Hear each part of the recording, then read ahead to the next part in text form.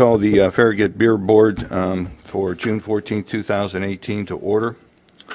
Purpose of this meeting is to issue beer licenses and to subject penalties to those that violate our beer ordinance. First item is approval of minutes. Motion to approve the minutes for the April 26th meeting. Second. All in favor, say aye. Aye. Opposed? Next item, beer permit requests. Approval of a Class 1 on-premise beer permit for Restaurant Linderhof, 12740 Kingston Pike, Suite 106. Yes, sir. This restaurant is an existing business with a beer permit, and the restaurant is under new ownership, and so a new beer permit is to be obtained. The motion is to approve a Class 1 on-premise beer permit for Restaurant Linderhof, 12740 Kingston Pike. Do we have a representative? Would you please come up to the podium, state your name and your home address, please?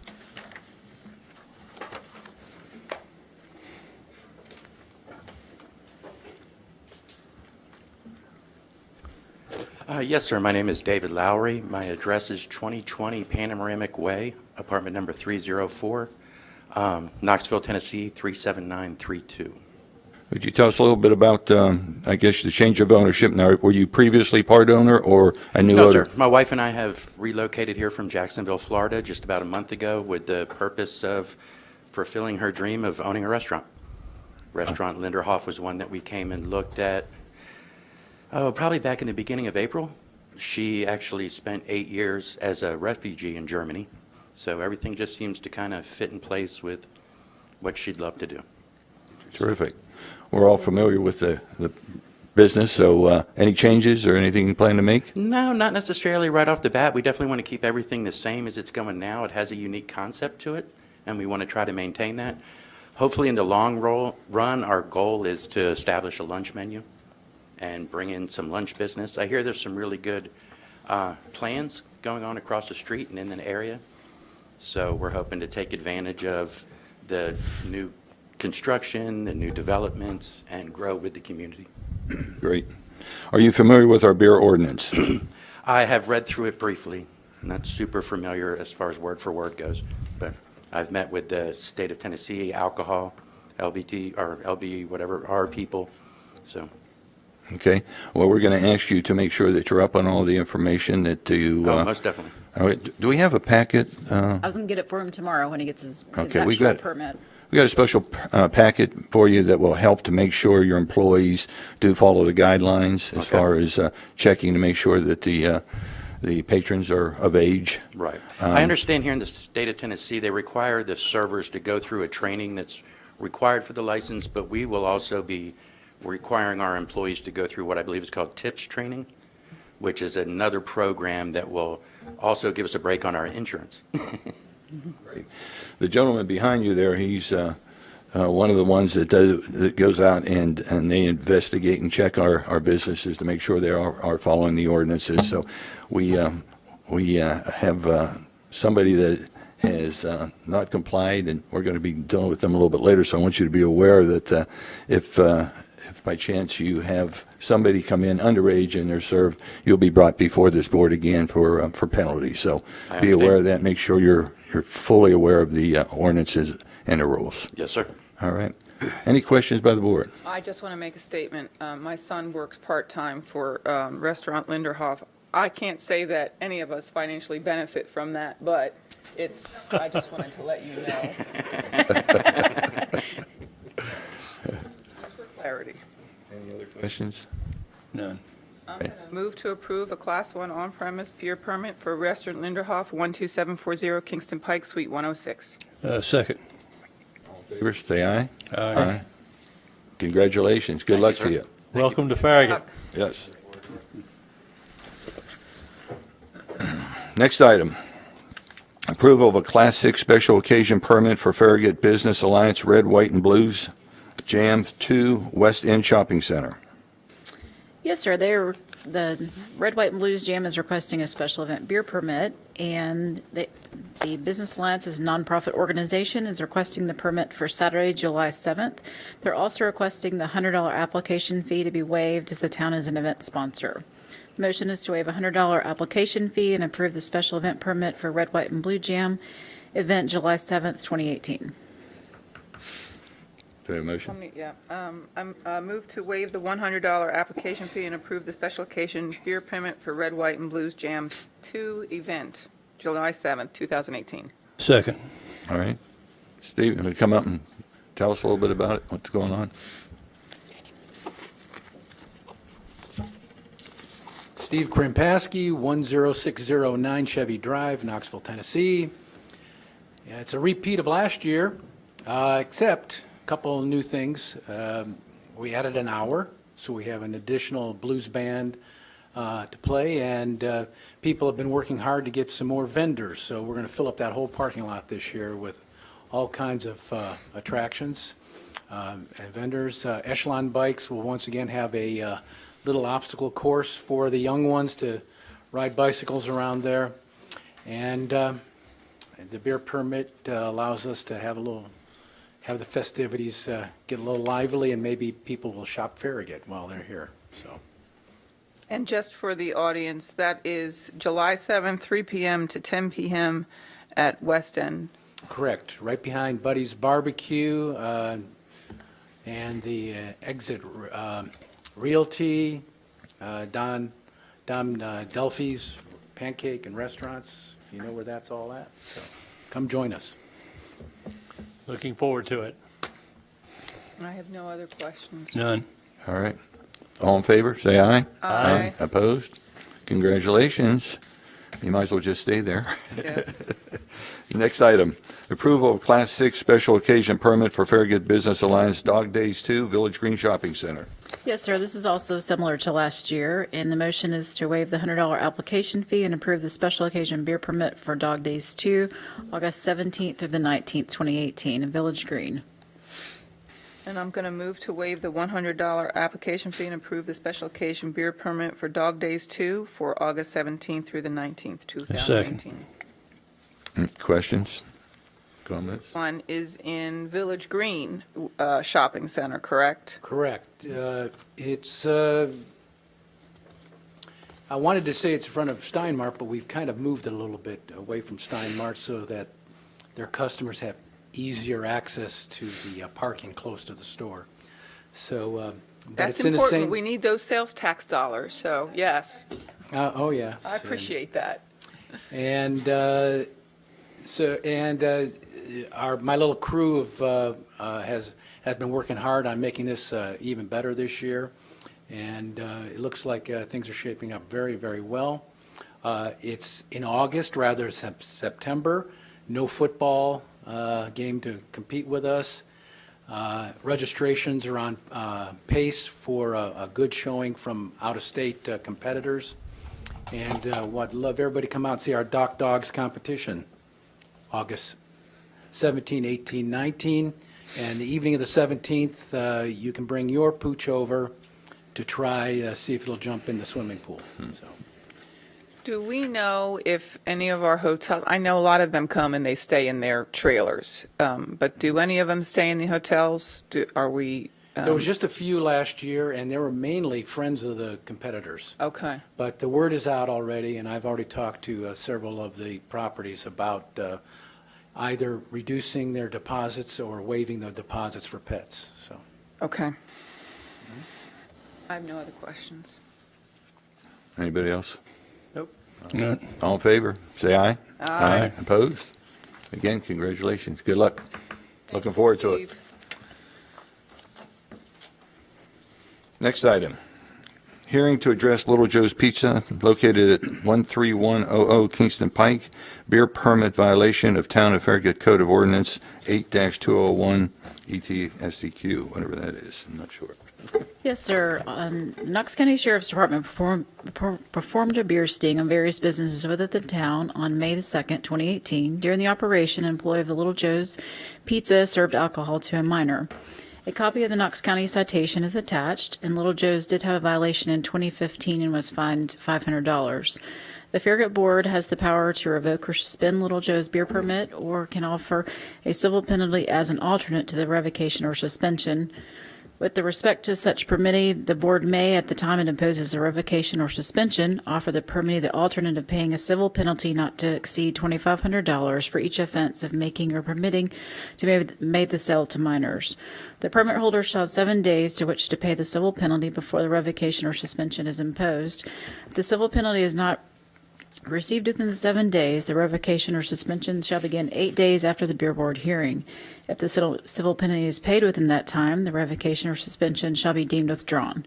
The payment of the civil penalty in lieu of revocation or suspension by the beer holder shall be an admission by the holder, the violation so charged, and shall be paid in the exclusion of any other penalty that the town may impose. And from that, I'll have Tom Hale take over. Thank you very much. Officer May, do we need to, I think we probably ought to call the come on down if you would, Travis and Officer May. We need to swear these people. I think we didn't do that last time. We need to remember to do that. Travis Presley with Little Joe's Pizza, 11620 Lake Park Circle, Knoxville, Tennessee, 37934. Great. Thank you. Chief Allen Wolfie May, Knox County Sheriff's Office. Would you swear I will. these individuals and anybody else that's going to give a statement about this matter? All right. Do you both swear that the evidence you will give will be the truth, the whole truth, and nothing but the truth, so help you God? I do. Thank you. We have a fairly extensive procedure we follow here when necessary to provide due process for those who are accused. We generally, however, give them an opportunity at the outset to announce whether or not they admit that there was a violation and would like to proceed to the penalty phase. And that's what we'll do in just a moment. But I think it would be appropriate for Officer May to explain a little bit what the allegations are about this particular one. If you'd give us a summary, please. On May 2nd, 2018, sent an underage person into Little Joe's Pizza, 13100 Kingston Pike, and they purchased 16-ounce Miller Lite. Thank you. Mr. Presley, do you wish to announce whether or not you admit there was a violation, and then we can go? We do not contest it. No, sir. All right. No, sir. With that, then we will go into the penalty phase. In the penalty phase, generally the board likes to hear from the accused what your response is to what has happened and what you have done about it, and have the opportunity to ask you some questions. Okay. So would you like to give a statement about any mitigating circumstances that resulted in this situation? No, it was just a mistake on the server's part. We, the officers came in, ran the sting. The employee in question just made a mistake with the date. Obviously, the officers that come in bring the person in, the younger person, with a date that's very close to 21. They try to do the math, which was unnecessary. We tried to impress upon them, all you have to do is look at the color of the license. If there's a red background, that means no-go. If there's a blue background, then that's fine. We've kind of reiterated that. We have demoted this employee. We did not terminate their employment. I'm not trying to fire anyone over the infraction, but I demoted them so that they cannot serve anymore.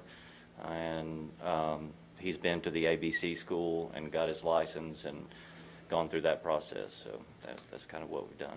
Very good. Board members, if y'all would like to ask any questions, feel free. Yeah, your employee's not colorblind? No, apparently not. So he was just looking at the date, and he's not, this is fairly new. Tom, correct me if I'm wrong, this is a fairly new thing that they've redone the licenses for the red, or is that new? I think chief would be better. Is that a new thing that it happened about a year ago, maybe? They've started making the licenses so that if you're 21, under 21, There's a red stripe beside the Yep. picture that says under 21 until June 15, Yeah. 2008. and when did they start doing that? They've Just, been doing it for over a year. okay. Okay. So he's looking at the date and he was calculating it and he just didn't, Right, I appreciate that you demoted him. I appreciate that you've put him in a position where he needs to learn that lesson and understand absolutely, that this is something. it was very serious. We Yeah. had obviously extensive talk. He was demoted, won't be on the floor. And we've gone over and tried to retrain each of the servers and told them how easy it is. I appreciate the fact that they've made it to where it's simply a color. It's not, Yeah. they don't have to do math. Yep, So, just have to look at that, yep. I don't have anything else. Travis, how long has this employee been with you? I would say Eli's been with us for in excess of 4 years, I would say. So he was there when the last sting happened in 2015 when you, He would have been a dishwasher at that time, if I'm not mistaken. all right. I have no more questions. I have none. None. Okay. Next. Go right ahead. All right, we need to talk about the penalty. It is a second-time violation.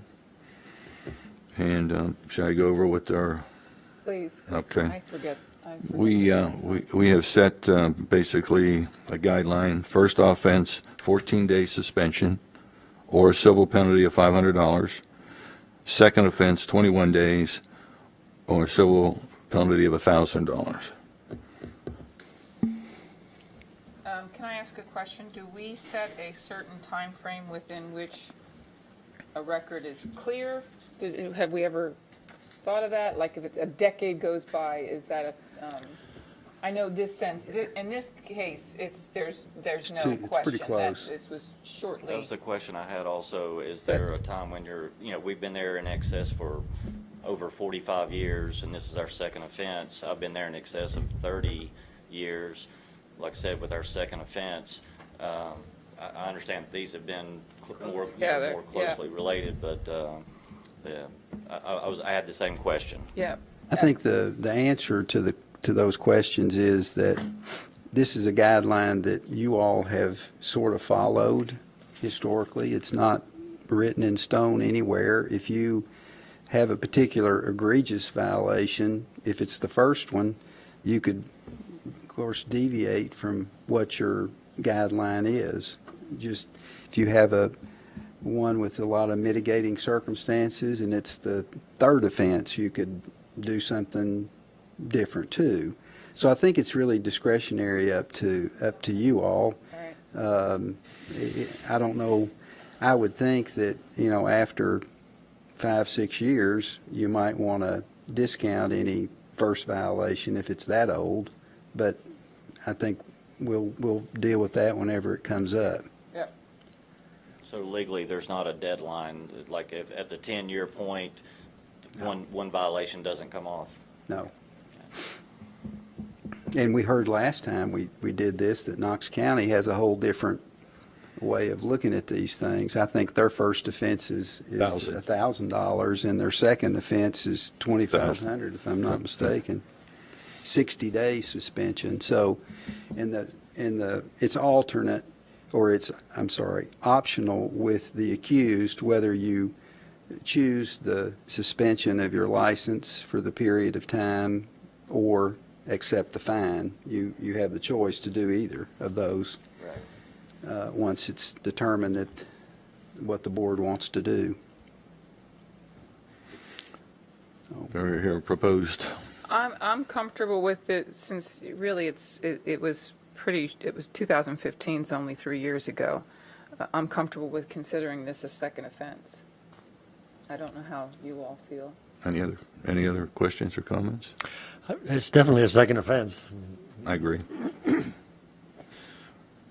All right, so anybody want to make a motion? All right, how do you make this motion? I'm going to move, this is an either or. Well, the suspension is first, and then we can ask him if he'd prefer the civil penalty. Yeah, if I were Motions? to make the motion, I would say you're moving to suspend the license of the accused for 21 days, or in the alternative, impose a fine of $1,000 to be determined at the election of the accused and paid within 8 days, as I understand what our ordinance requires. And if the fine is chosen and not paid, then the suspension would go into effect. To be determined by election of. And you can just move what I just said. I'm going to move what he just said. You got that, Allison? I got it. Thank you. All right, if there's no further questions or comments, everybody in favor say aye. Oh, wait a minute, He's got it. No. Do we have to vote on the motion first? Yes, we have to vote on the motion, and then he. yeah. Okay. So all in favor, say aye. Aye. Opposed? Now you have the choice of going with the suspension of 21 days or paying a $1,000 fine Within 8 days. within 8 days. The fine. The fine. Okay. All right, I think we're done. I'm sorry, Sorry. Travis. No, This it's our makes me- mistake. You all breaks my have heart, and it makes no me reason sad, to but apologize. It's something we should be vigilant about, and we can only try to do better in the future. Yeah. I appreciate your time, and I hope to never see you guys again on Well- this. We appreciate you too. occasion. Not on this No, occasion. I agree. Thank you. We'll handle it. Across the Thank you. pizza. All right, Did is there any other business for the beer board? No, Wolfie wants to say something, I think. Oh, I'm sorry. Did you? I was just going to say, we only go back 3 years in Knox County, Okay. so we got it. Thank Well, I you. appreciate that. Oh, thank you. Thank you. Do we want to write that down someplace? Do we want to make that policy? Would like that motion written down so we can have that. We probably need to reevaluate the whole beer ordinance. Having a workshop I agree. on this to try to talk through how the board wants the beer board to function on these types of situations. So we just this came up about the same time, so we thought we'd get through this and adjudicate it, and then let's talk in the next month or so about just how the board wants to handle these situations in the future. I agree. Excellent. It's a good idea. All right, if there's no further business, do I have a motion to adjourn? Move to adjourn. Second. All right, all in favor, say aye. Aye. We are adjourned.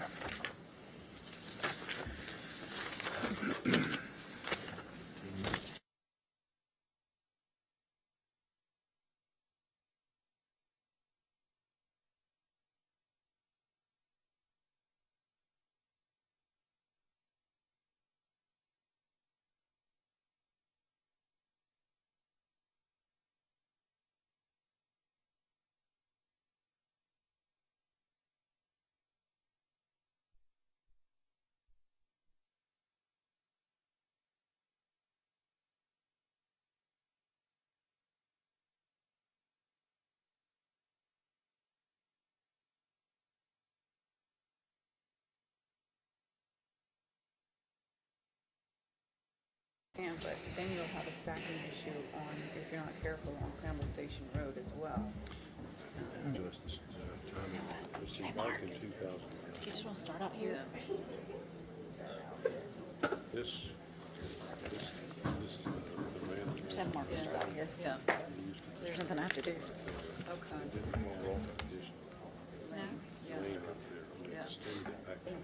Yeah.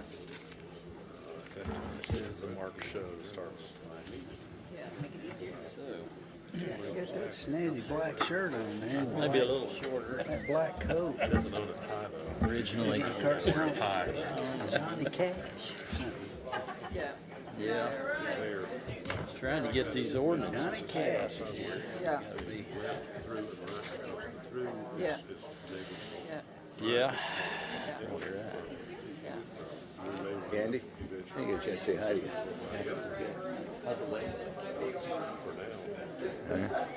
Are you back? Good, good for you. the neighborhood.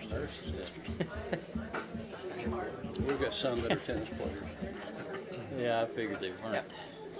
Yeah. We really I need to. figured what they were here Ready? for. All right, can I have everybody's attention?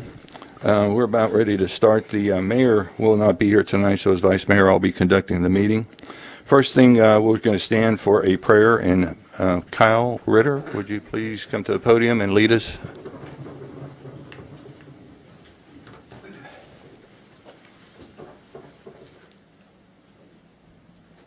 Our Heavenly Father, we thank Thee for the blessing to be here tonight. Thank Thee for our association as neighbors and friends. Thank Thee for Thy guidance that we have received in the past, and please guide us as we conduct this meeting and help us to have wisdom and understanding and kindness in our group. We say this in the name of Jesus Christ. Amen. Amen. Pledge allegiance, please. Pledge allegiance to the flag of the United States of America and to the republic for which it stands, one nation, under God, indivisible, with liberty and justice for all.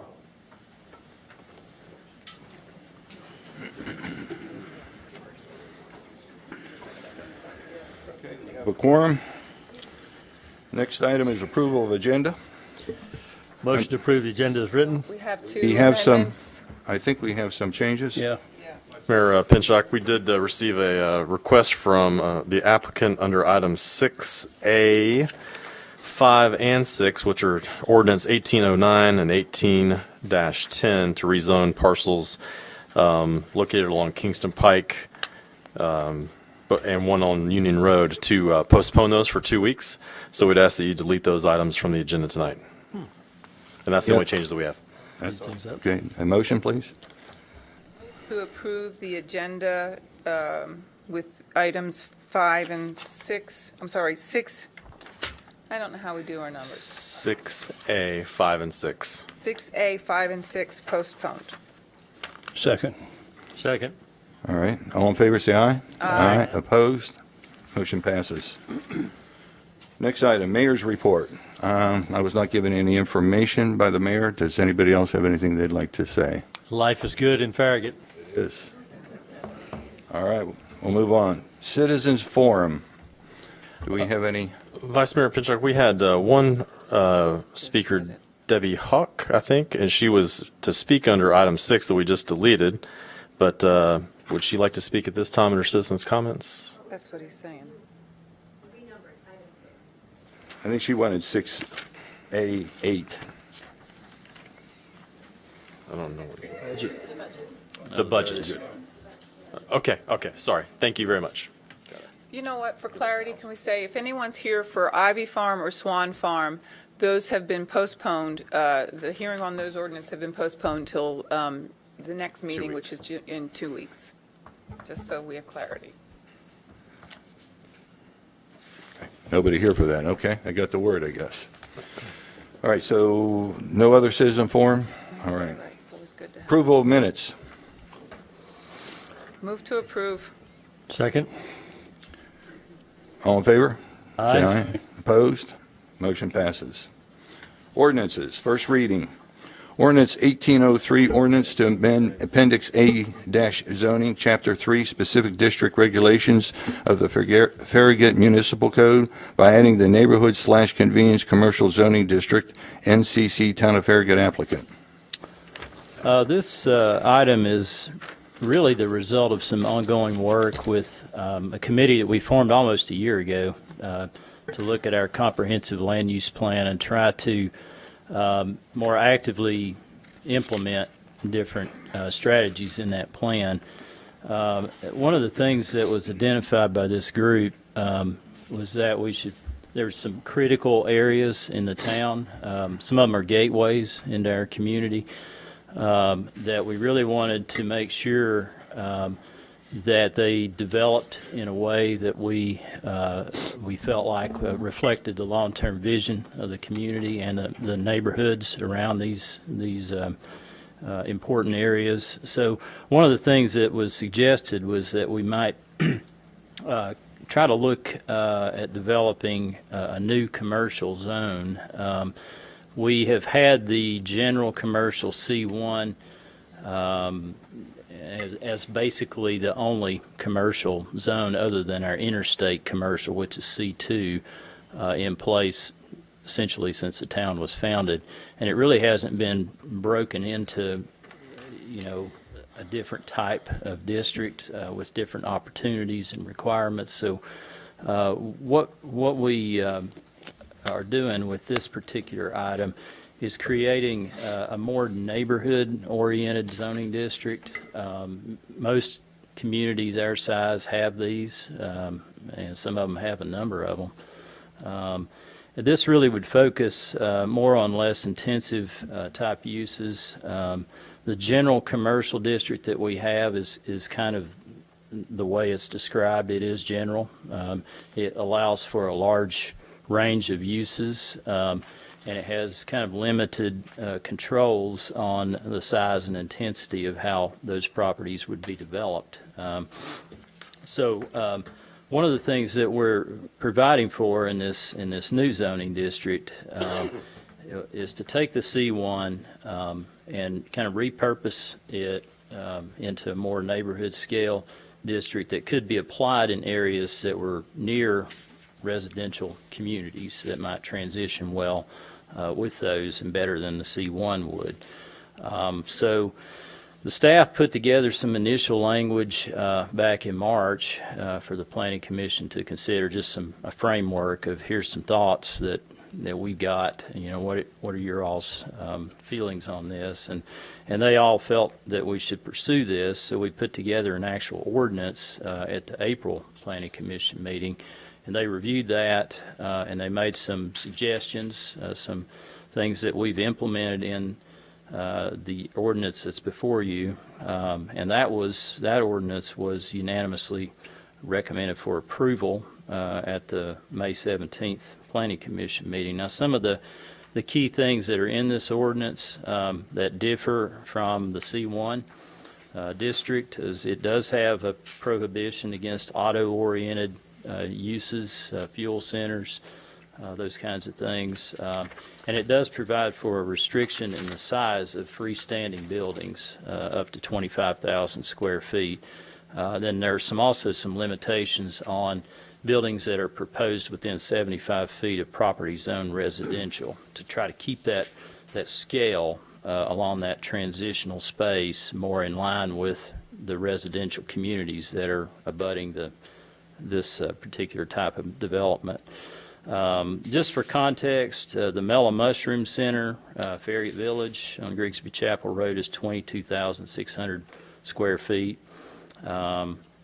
The REI in Knoxville, though it is part of a multiple tenant building, is 23,000 square feet. So, what we're providing for here is not restrictive in terms of what is typically being built now. I think the era of large big box retail and other type of buildings like that are probably limited at this point and in the future. So the 25,000 square feet is something that we feel is very marketable. We took this to the EDC and got their feedback on that, and they seem to be generally okay with that. Another thing that's different in this district is it actually allows residential if it's in a mixed-use building or if it's part of a transitional use that's required in a transition area plan for these type of properties when they abut property zone residential, so that you can actually transition form within the same parcel that you really couldn't do under regular C1. The concept of transitions is talked about a lot in our comprehensive land use plan. So what we're providing for here is very consistent with what the plan talks about, especially where you have this interface of residential and non-residential. And that's really a critical space because historically our town and most communities have really tried to isolate the form between those two, rather than try to look for ways to integrate. Still provide protection to residents, but also make those non-residential developments an integral part of the residential community that surrounds them. So we apply this transition area concept instead of the traditional buffer strips in this zoning district. And that's something that's a little different. It still provides for different options that could include a traditional 25-foot buffer strip, but it also allows residential to be used as that transitional element, so that, you know, what you have along that interface between the commercial portion of this type of development and residential that might be outside of this development would be, you know, compatible in form and appearance to what's around it. And then there's also some language in this ordinance that provides for more attention to those site-related elements that could create a nuisance. I know y'all have heard residents with concerns about dumpsters and lighting, placement of drive-through lanes, and all those things. Since this is intended to be a district that is nearby residential communities, you know, we felt like it was really important for the ordinance to provide language that pays a lot of attention to that, so that that's thought through when the site plan is being considered by the Planning Commission. This ordinance was actually forwarded to the applicant that is pursuing the rezoning for the Swan property, because that's what they're requesting to rezone that property mostly to. They, after reading this ordinance and comparing it to what they were originally proposing to do, which was C1 on the front, the southern 2/3 of the property, and then R4 on the northern third, they felt like this district, by allowing development to transition within the property and not have essentially two buffer strips internal to a property where you've got a development, you know, separating itself from a development on the same piece of property. It just didn't make any sense. So they felt like this was a good zoning district for what they plan to do with that piece of property. There is one change that, after talking with the town attorney, we would propose, and that's in the general description, section A, just removing the last sentence there. It's neighborhood convenience commercial areas are intended to develop as nodes and commercial centers as opposed to commercial strips. That language makes sense to a planner, but it probably doesn't make sense to the average person, and nor did it to our town attorney. So I didn't know what a node was. So we're just going to get rid of that. Hey, Tom. Well, what's a node? Well, really what we're talking about in that sentence is really already addressed in previous sentences in that section. Yeah. So it's really not necessary to the ordinance. But with that, that's the only change that was recommended, and the staff recommends approval of ordinance 18-03 with that modification. Do I hear a motion? I'm going to move to approve ordinance 18-03 on first reading with the amendment to remove the last sentence in the general description. Second.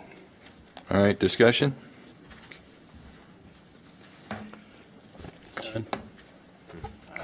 I have none.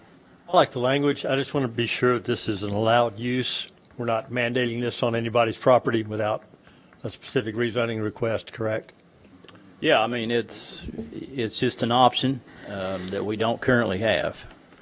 A good option. All right, I have no more questions. All right, time to vote. All in favor, say aye. Aye. Opposed? Motion passes. Next item.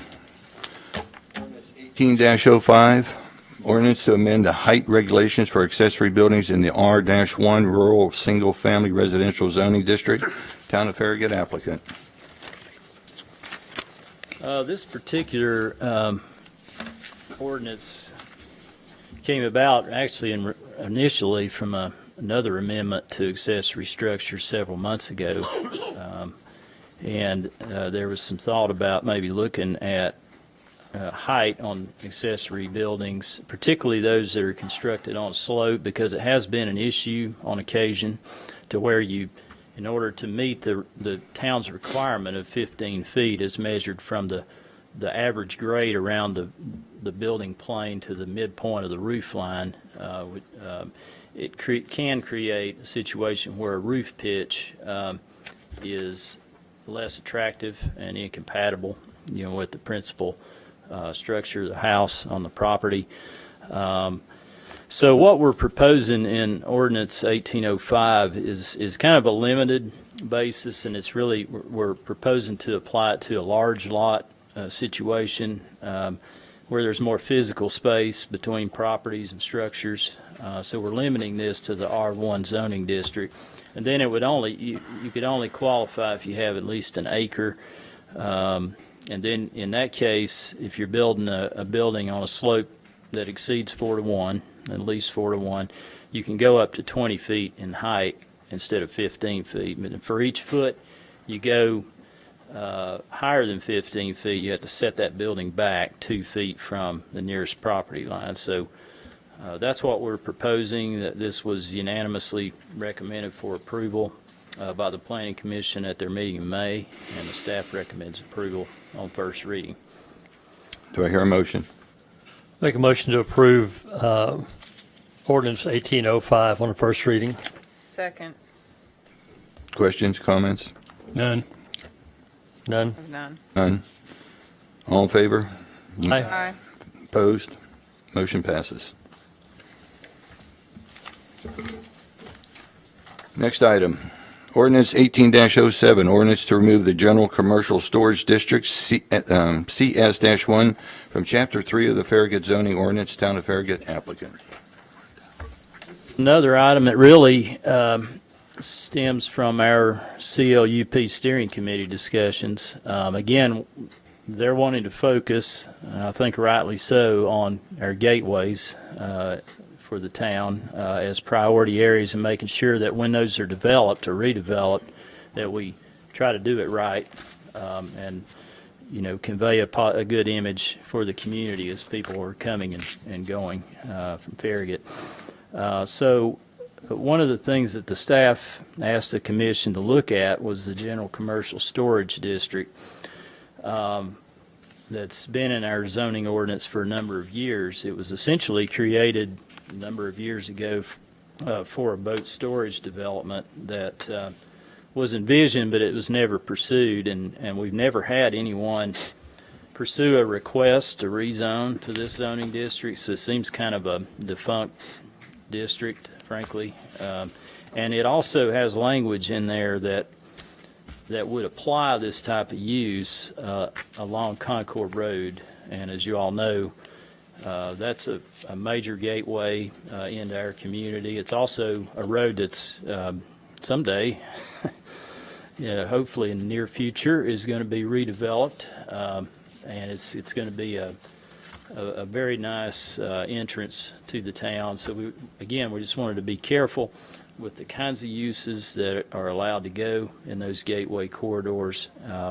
And so that's why the staff recommended to just delete this district altogether, since it has not received any use and could create a development that would be incompatible with our vision along Concord Road. So at the meeting on May 17th, the Planning Commission unanimously recommended approval of Ordinance 1807, and the staff recommends approval on first reading. Do I hear a motion? Move to approve ordinance 18-07 on first reading. Second. Comments, questions? None. Yeah, I have some questions. First of all, do we have a map of this property? Can we see what this looks like, where it is? We don't have any properties that are zoned this. That was kind of my point. We've never had anybody that's actually requested a rezoning for this thing. Okay, this so it's district. not actually, nothing There's down there no is zoned properties in right there now? that are zoned CS1. Never been used. Okay. Yeah. I don't have any more questions. Okay. Alderman Pauley? I've got nothing. Okay. All in favor, say aye. Aye. Opposed? Motion passes. Next item, ordinance 18-08, ordinance to remove many warehouse facilities from the list of permitted uses in the regional commercial C-2 zoning district and retain many warehouse facilities as a permitted use in the regional commercial retail/warehousing C-2-R/W zoning district. Town of Farragut applicant. Ordinance, again, is a result of the work with the CLUP Steering Committee. The C2 is our regional commercial zoning district. It covers the interstate interchange and Outlet Drive primarily. These, as you all know, are entranceways into our community. So similar to the previous item, the staff asked the commission if they wanted to revisit the uses that are allowed in the C2 district, given the fact that we do have a fair amount of vacant land that's zoned C2, namely on Outlet Drive, and try to be proactive and make sure that when those areas are developed that we get the kind of uses that we want to see. And one of the uses that the staff recommended to delete from the C2, but still retain it as a permitted use in the retail warehousing district, is many warehouses. At the meeting in May, the Planning Commission unanimously recommended approval of this ordinance. I will say that we've added, in consultation with the town attorney, since the ordinance that was taken to the Planning Commission, we've added a second section to this that basically addresses in the ordinance the motion that was made by the Planning Commission in May in relation to an applicant that had come to the commission at the March Planning Commission meeting with a concept site plan to have a mini warehouse development on the former U.S. Golf property at 11775 Snyder Road. And basically, our intent was never to change the rules on this particular applicant. It was really to focus on other properties in the future. So the Planning Commission provided in their motion an exclusion of the provisions of this ordinance for that property for up to 6 months from the date of their meeting, May 17th, which would put it at the November Planning Commission meeting, provided that the owner or developer submit a site plan for Planning Commission approval within that 6-month time frame. And that is now memorialized in Section 2 of this ordinance. The applicant has that applied for the concept site plan is aware of this language, and they are in agreement with the section that we've added. I think they're comfortable with that. Their plans, to my knowledge, are to submit for Monday for the July Planning Commission meeting. So they're planning to move forward on this. They've already bought the property. And then, subsequent to that, we've had this discussion about any warehouses in the C2 district in general. If anybody has any questions about that, either myself or Tom can try to answer that. Do we have a motion first? I'm going to move to approve ordinance 18-08 on first reading. Second. All right, questions and comments? On Section 2 of the ordinance itself, 15E, with the exception of building identification signs, no wall-mounted signs shall be permitted. Building identification signs shall not exceed 6 square feet per sign, with a maximum of 2 signs per building. So that would apply to the at-home, to the old Outlets Mall. If they were to do a mini warehouse facility, the provisions under 15 would apply to that development, yes. And that's the language that we have currently. We're just retaining that use as a permitted use in the retail warehousing district. If you'd like, I can read that section to you. We'll obviously have Section 2 in before second reading, because that was something that we added. We thought it was cleaner to include that in the ordinance to reflect that motion by the Planning Commission. So what precisely is the, can you define building identification sign for me? Well, sometimes these facilities are, and it may not be the case with all of them, but there are multiple buildings. So if somebody's trying to find, Building A. which building they are, yeah, it's basically just labeling the buildings is all that is, yeah. There's several in there. So it may not apply to certain types of mini warehouse facilities, but the intent when this was written at the time, probably most of the facilities that were constructed were, small, freestanding buildings, and you could have 10 to 12 on a piece of property, so it was important to provide proper identification for those.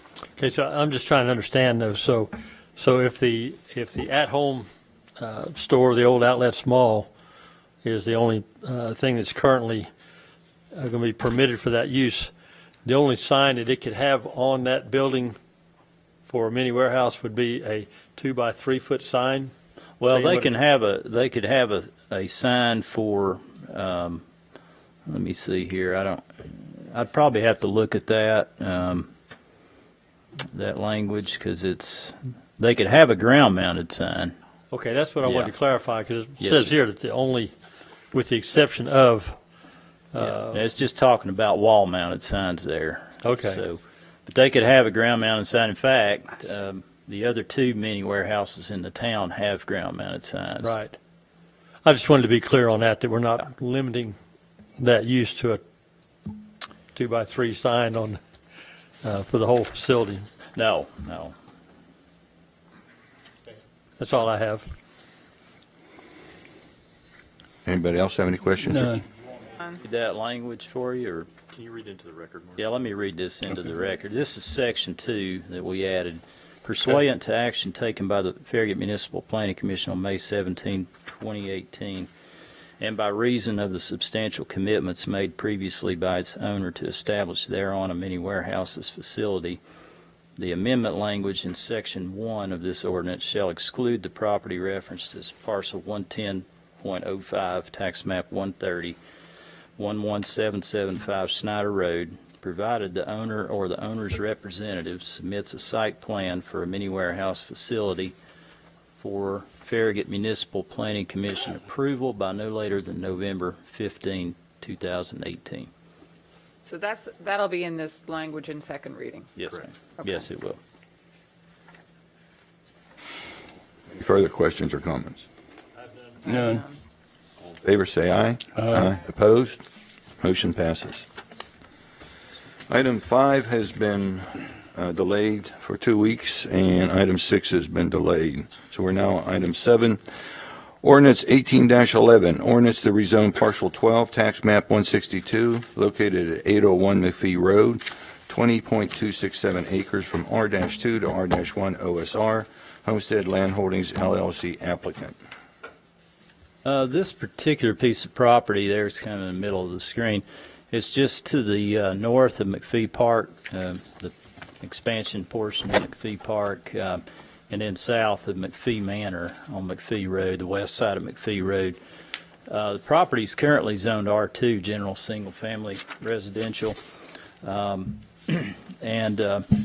it is about, I guess, the western two-thirds of the property is pretty heavily wooded, and the furthest part of the property to the west has a stream that runs through the property, and it has steeper slopes, so it's more of an environmentally sensitive area. So the request is to rezone the property from R2 to the OSR, Open Space Residential District, which requires at least 35% open space, and that would actually work better with this property given its physical conditions, and would provide for more protection to the adjoining subdivision there at McPhee Manor, in the staff's opinion.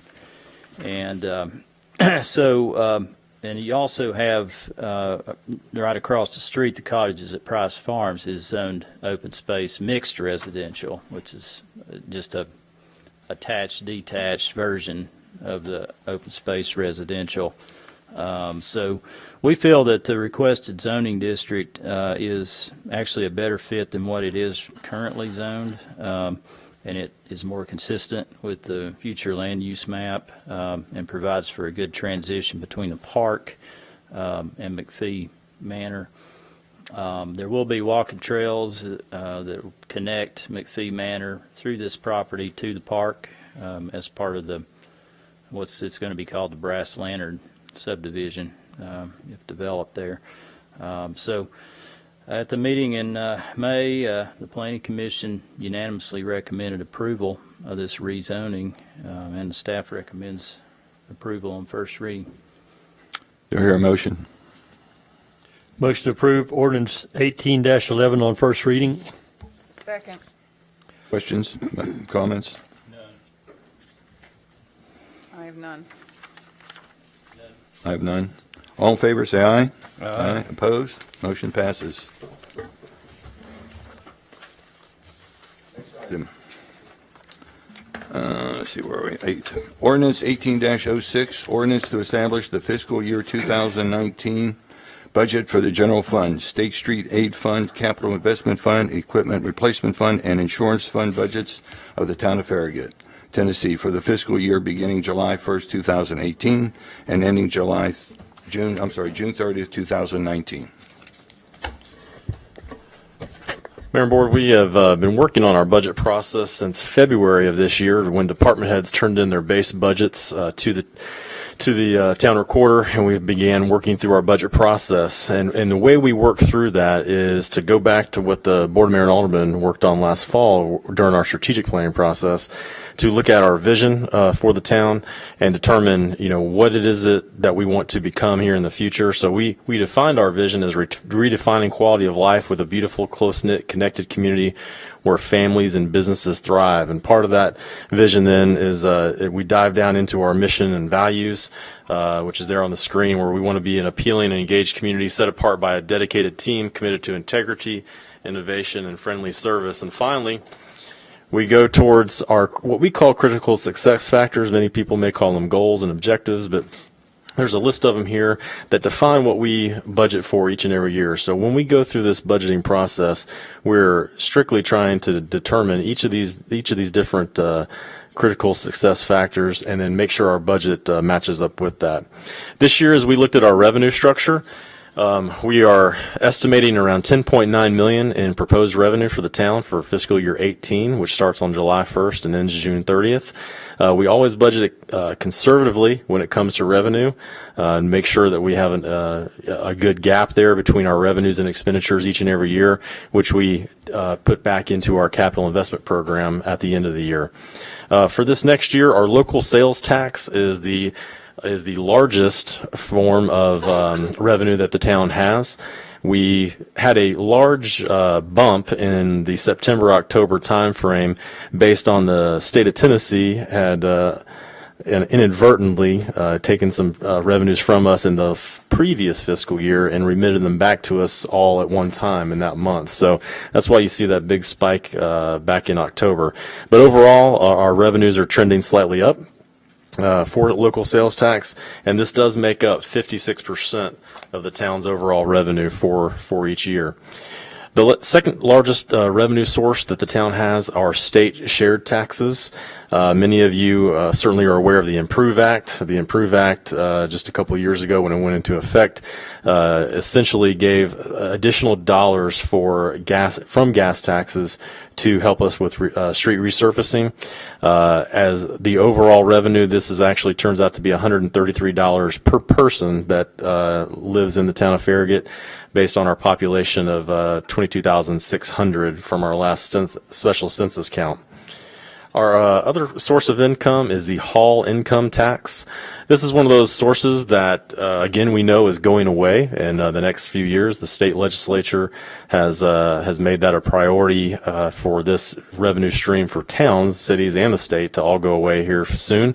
We have been utilizing the money over the last few years for capital purposes and designated for that, and we're doing the same this year, but it will bring in an estimated $400,000 in revenue this fiscal year.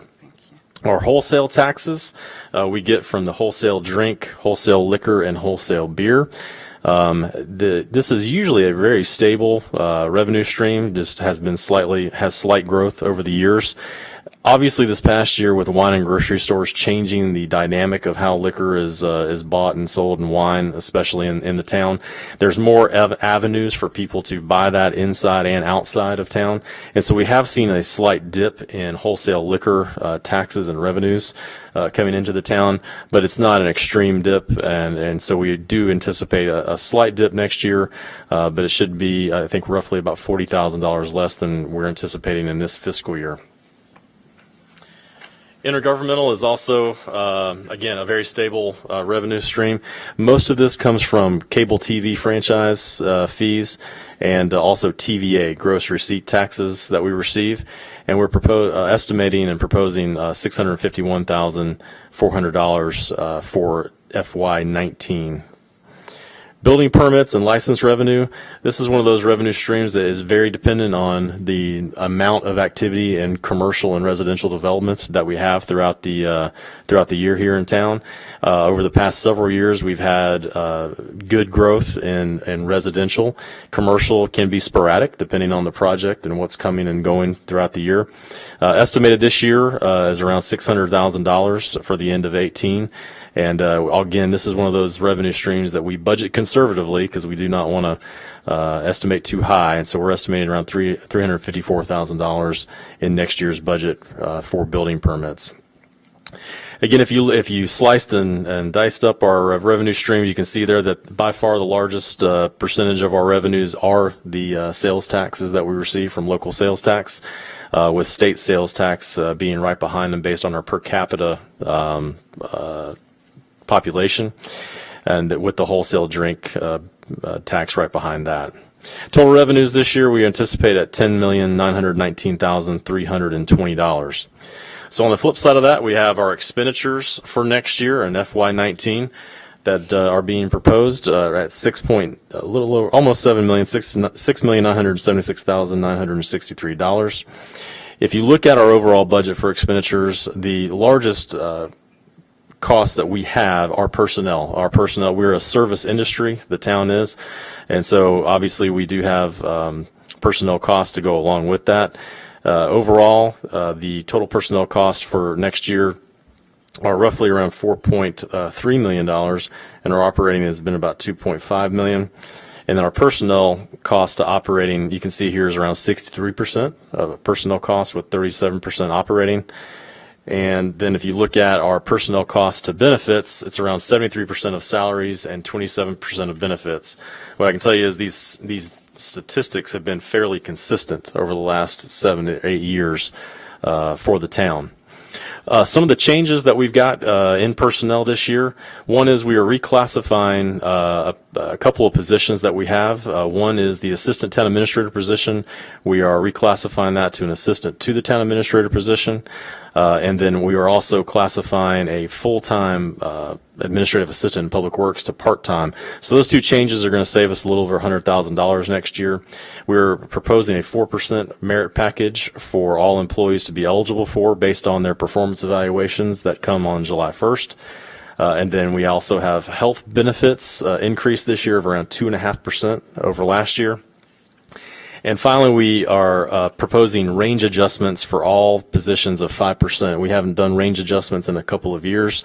With the CPI increasing the last 2 years, all ranges will move 5%. Doesn't mean that anybody's going to get a raise from that, but if you are at the bottom of the range, we've just hired you recently, then there would be a bump up on July 1st, and those are the costs for that. So the total personnel adjustments for next year are approximately $59,054. Overall, I think if you can see this graph clearly, the green represents revenues, the yellow represents expenditures. The town has been able to keep that gap fairly stable over the years and grow it over time with more revenues than expenditures. We try to make sure that we're being frugal in our expenditures and doing all we can to spend our money wisely. The biggest transfer of funds that we have actually from this goes to the capital investment plan. And the town's capital investment plan is a 5-year plan that we fund for 1 year specifically, which is FY19, which is the one we're talking about right now. And then we plan for years FY20 through 23 and try to make sure at the end of the day that we have enough fund reserves and fund balance at the end of that time frame to be able to do all these projects with cash. We have no debt and have not had any debt in quite some time.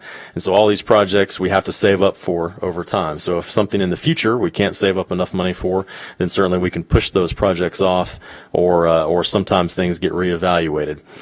This year, what we're looking at from the general government projects, we've been putting $500,000 away into land acquisition for opportunities that come up for purchase of property or additional right-of-way that we may need. We've also got the Watt Road sidewalk project that we're working on with with Tennessee Department of Transportation. We've got the Smith Road Greenway project that we're also trying to make a major connection there. We also have the Little Turkey Creek Greenway along Virtue Road, which is a cost share with a developer of the property on the Harville property on Virtue Road. And finally, a climate-controlled storage building that we'll be building at Public Works for needed storage as we're going to be losing the Dimick House here shortly. In the parks area, as we've talked about at our CIP discussions over the couple of months back, we looked at McPhee Park expansion for $6.1 million. This would be the first phase or the next phase of McPhee Park expansion, which includes grading of the site and a 5-acre park. There's a lot of parking around that, as well as a road that goes around that area. Also, we are proposing Anchor Park restroom and ADA improvements at Anchor Park. This is a project that we are requesting state funding for. So if this project for some reason does not get funded through the state, then it may get pushed back. But certainly we want to go ahead and try to get the design done this year if possible, which would be still be able to be budgeted. Under engineering projects, we have the next allocation of funding for Union Road improvements. Right now, we're under the design phase. This will be the right-of-way acquisition money to go in before finally budgeting for the construction of it in FY 2020. Also, we have a couple of different, we have our next CMAQ project. It says Signal System Upgrade. This is actually 100% funded from the state of Tennessee, so no town dollars are involved. And we'll be doing the design of that work this year with hopefully purchase of a lot of equipment to go around town and upgrades in next year FY 2020 budget. And then the final project that we have is the Virtue Road Phase 1, which will be improving Virtue Road from about 700 feet south of Kingston Pike down to the end of the Harville track there on Virtue Road. And so with all of those projects in place, what we're looking at is a total expenditure of $10.9 million, almost $11 million in total expenditures. We will have $1.225 million in general government projects, $6.8 million in park projects, $1 million in engineering projects, and we have about $1.9 million in outstanding projects right now that we are continuing to fund. Overall, our available fund balance at the end of FY19 in the CIP will be $3.6 million.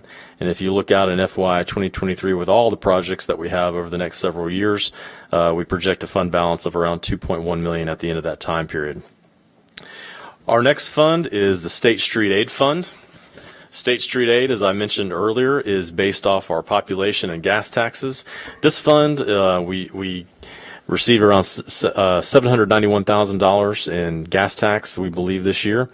The main way we use this fund is to resurface our streets. We also use it for guardrail and striping and some traffic calming as well.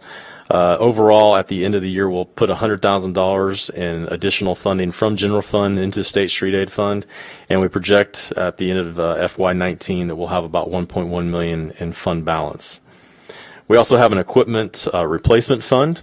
This funds all of the equipment that we have in town, all of our vehicles, any kind of major equipment that we have. We have 2 vehicles that we're going to be looking to purchase this year for an estimated $62,000 in expenditures, and we'll be transferring $150,000 from the general fund into this fund so that we'll have an ending fund balance of $881,000 in the equipment replacement fund. Our final fund is the insurance fund, and this fund is in place for a retirement fund that we had. It's a closed pension plan. We have not had to put any money in this for several years now, and we don't anticipate having to put any additional funds in it this year. It's basically to pay out just a few expenditures of retirees and future retirees into the town, and we project another ending balance of $102,116 at the end of this year. Overall, if you looked at all of our fund balances as of the end of May, right now we have $7.9 million in the general fund, $1.6 million in the state street aid fund, a little over $100,000 in insurance fund, $14.6 million in the capital fund, and $790,000 in equipment fund. So with that, I will be happy to try to answer any questions and turn over to the board. First of all, we need a motion.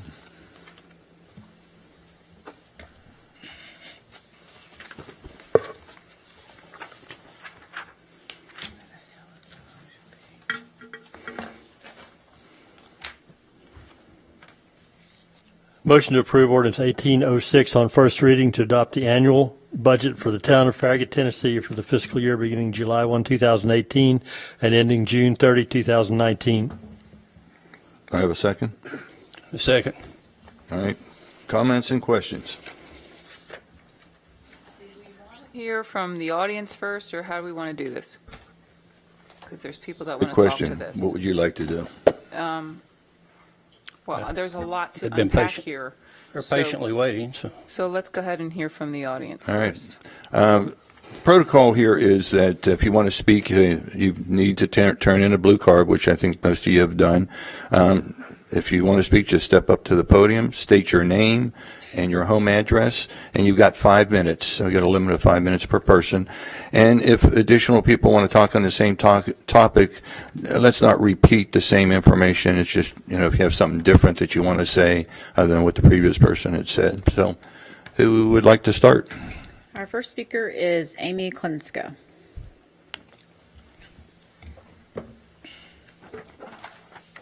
Good evening. My name is Amy Klinska. I'm a longtime Farragut resident at 530 St. Charles Lane. I have 2 daughters, 13 and 16, who have been playing tennis year-round since the age of 5, and I'm the community coordinator for the Greater Knoxville Tennis Association. So we're very interested in this next phase passing and phase 4 for these tennis courts to happen. As of May 31st of this year, there are 920 people living in the Farragut zip code who are members of the United States Tennis Association, 533 adults and 387 juniors. These USTA members play in leagues, take tennis clinics, participate in cardio tennis classes, take private lessons, and reserve countless hours of court time in the pursuit of improving their game, getting fit, relieving stress, and spending time with friends and family. But let me concentrate on our junior players. Farragut High School has approximately 20 members on its team, and as the high school does not have courts, the students are currently traveling to Hardin Valley to the Tennessee Tennis Club and Academy to play. It's a shame that we're sending our Farragut players out of Farragut to play rather than having courts to accommodate their practices and home matches. As I'm sure you know, our only public courts are the 2 at Concord Park, which are in very poor shape. I'm coordinator for the Farragut Middle School tennis team. The middle school participates in the Knox County Middle School Tennis League, which is a no-cut league. Students of any or no tennis skill at all may participate. When I began coordinating the Farragut Middle School team in 2013, we had 3 teams and about 20 students participating. Last year, in the fall of 2017, we had 8 teams participating, encompassing almost 50 students, the most of any other school in all of Knox County. This year, for the first time, we will have our primary and intermediate schools participating in the Knox County Elementary League. And judging from the early response, Farragut participation in the Elementary League will experience the same growth as has the middle school. This is a whole new generation of tennis players who will be added into Farragut. In fact, let me give you a very impressive number. According to the United States Tennis Association in Knoxville last year, there was a 105% increase in kids 8 to 10 years old playing tennis. 105%. And this was just the 8 to 10-year-olds. There were increases in Knoxville junior tennis across the board from ages 8 to 18. Research shows that 65% of players who begin tennis in an introductory program stick with the sport. Tennis is far from a dying sport. Its numbers are ever increasing in Farragut, and with so many of those at such a young age, the investment in these courts will be returned for decades to come. According to a study by USTA Serves, the National Charitable Foundation of the United States Tennis Association, 48% of tennis players have an A average, 81% aspire to attend college, 82% volunteer in their communities. They report lower rates of unhealthy behavior such as drinking, smoking, and are less likely to become overweight or obese. And educational advantages among tennis players occurred across all socioeconomic levels. And USTA is seeing an even bigger interest in junior tennis with its youth tennis movement, Net Generation, an online resource database of local tennis pros, schools, and communities with tennis programs. This is the biggest grassroots tennis movement in USTA history.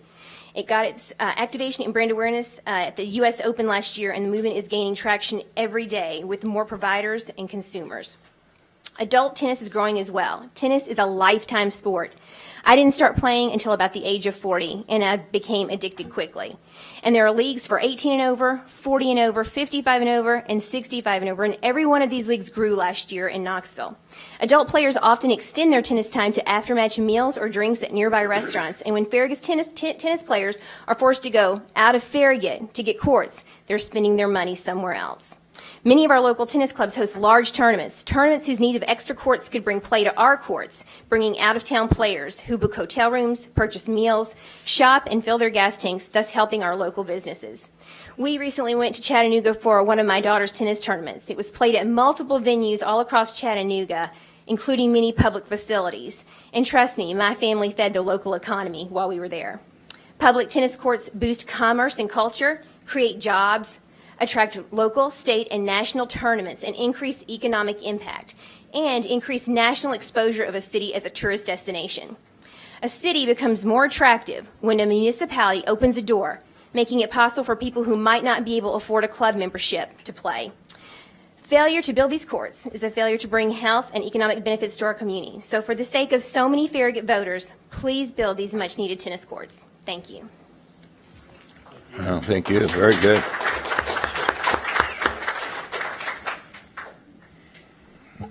Speaker is Debbie Pinchuk.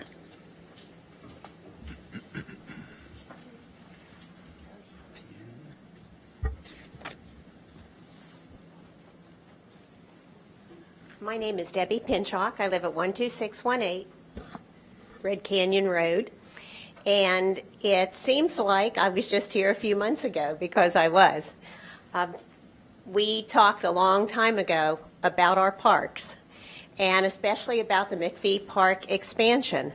We talked a while back, and we said that it was going to be about a $6.1 million expenditure for Phase 3 of the park expansion.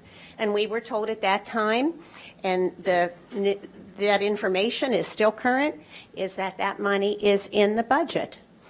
We talked at that time, and it's still current, about the importance of our park systems to the town of Farragut.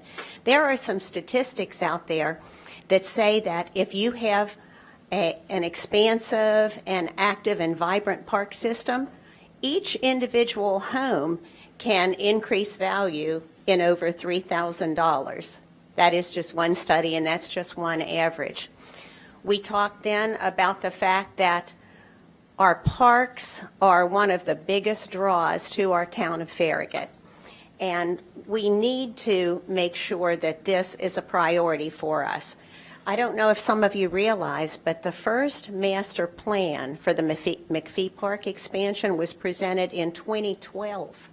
That's been 6 years, and we still haven't done a lot of movement on it. We can see some movement out there at the park, and then, of course, like many construction projects, we have run into some little bumps along the way.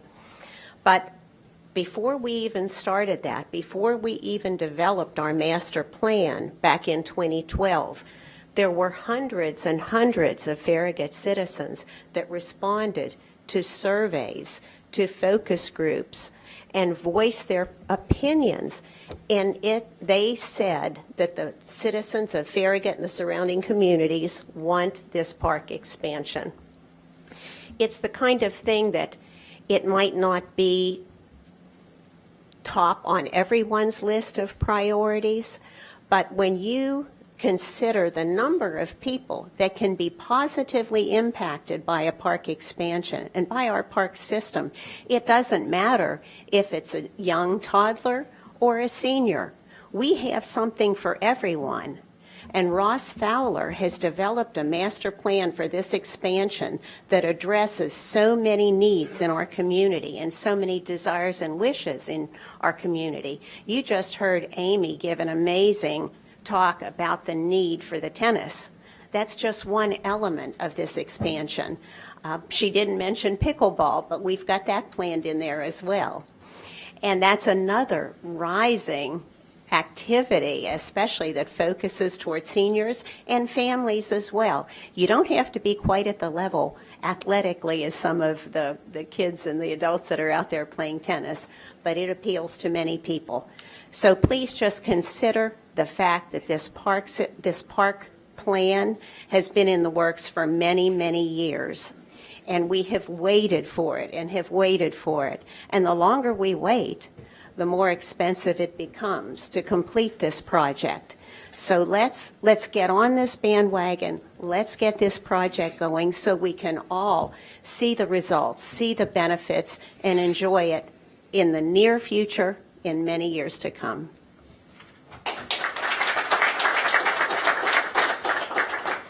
Our next speaker is Cindy Blanco.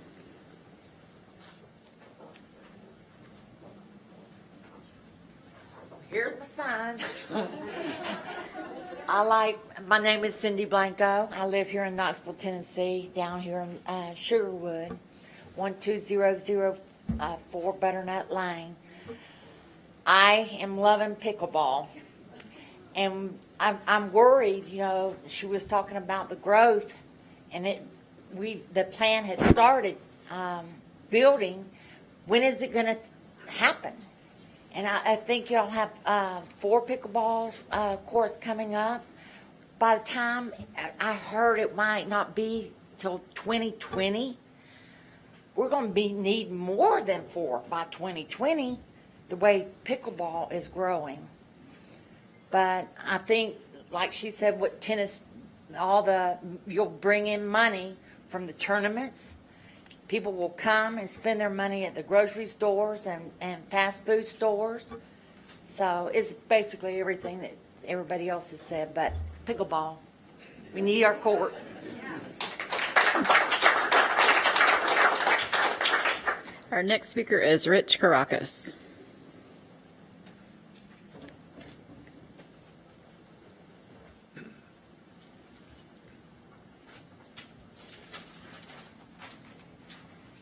Thanks for giving us the opportunity to talk here.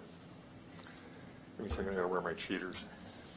State your name and home address. My name is Rich Caracas. My address, I'm at 208 Cayuga Lane. It's in Loudon in the Tellico Village adult community.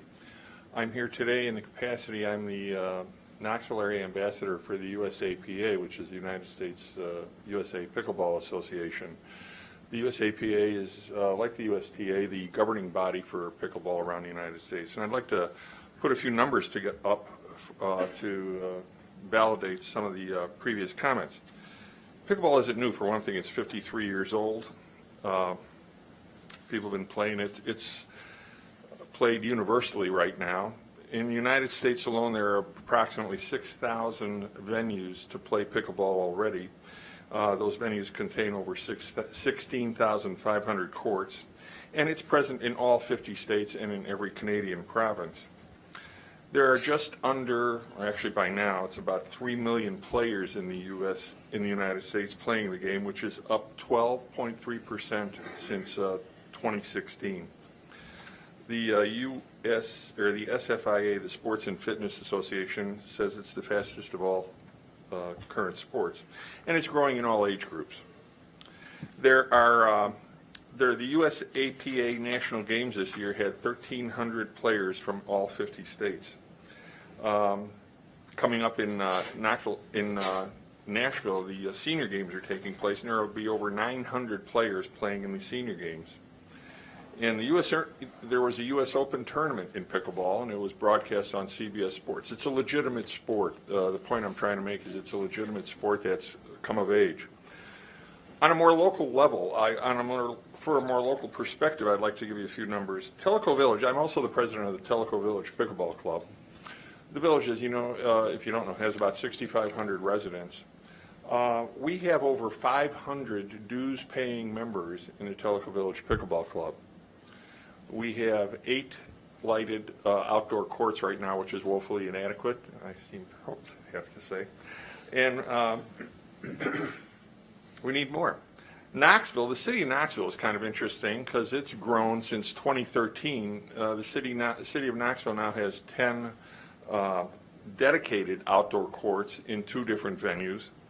They have 10 more outdoor courts that in three other venues that are co-located on tennis courts. The city of Knoxville also has 21 indoor courts at 9 different locations, and their challenge now is managing all of those facilities.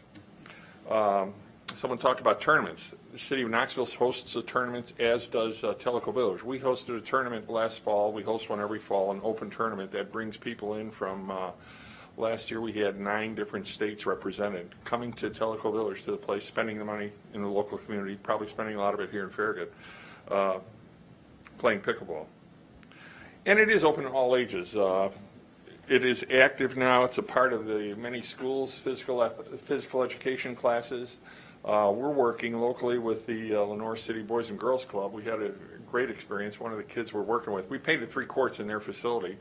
Got the Boys and Girls Club started in pickleball, and it was a real pleasure to see them. They actually, some of the kids participated in our tournament, our most recent tournament, and one of the gals won a medal in the tournament. So it's coming along. I want to thank you for your time, and I hope you consider the McPhee Park extension to include those. Thank you.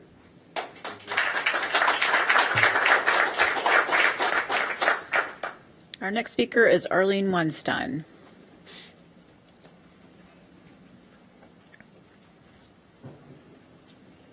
I have to move this down a little bit. My name is Arlene Weinstein. I am a resident here in Farragut. I've been here for 5 years, and the first time I actually played pickleball was about 5 years ago because I used to play paddleball in Pittsburgh in the snow. When I got down here, I heard they didn't have it, and somebody told me about pickleball. Well, I came here, picked up pickleball, and it was addictive. I couldn't stop playing it.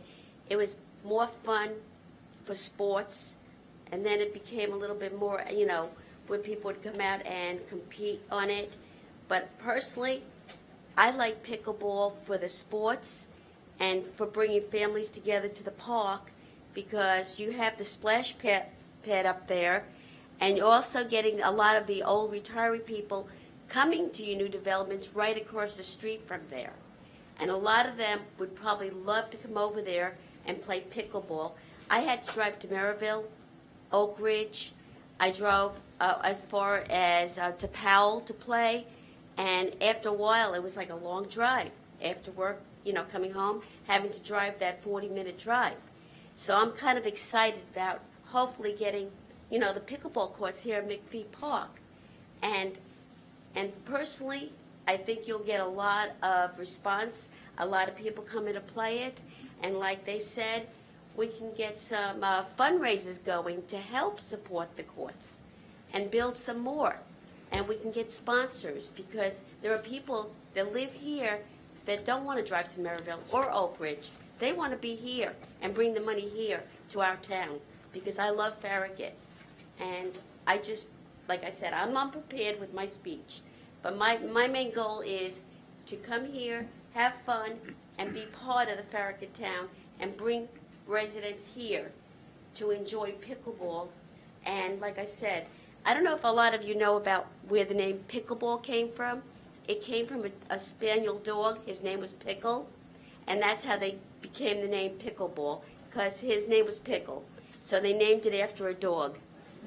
So, you know, that was one of the histories. And if you don't know anything about it, look up the history and just come out and join us if we eventually have the courts, because we'll be out there. And it's more about fun and not the competition. I think it's more about the fun and getting out there and exercising.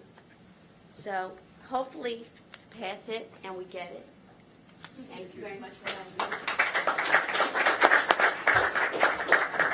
Our next speaker is Chris Goodacre.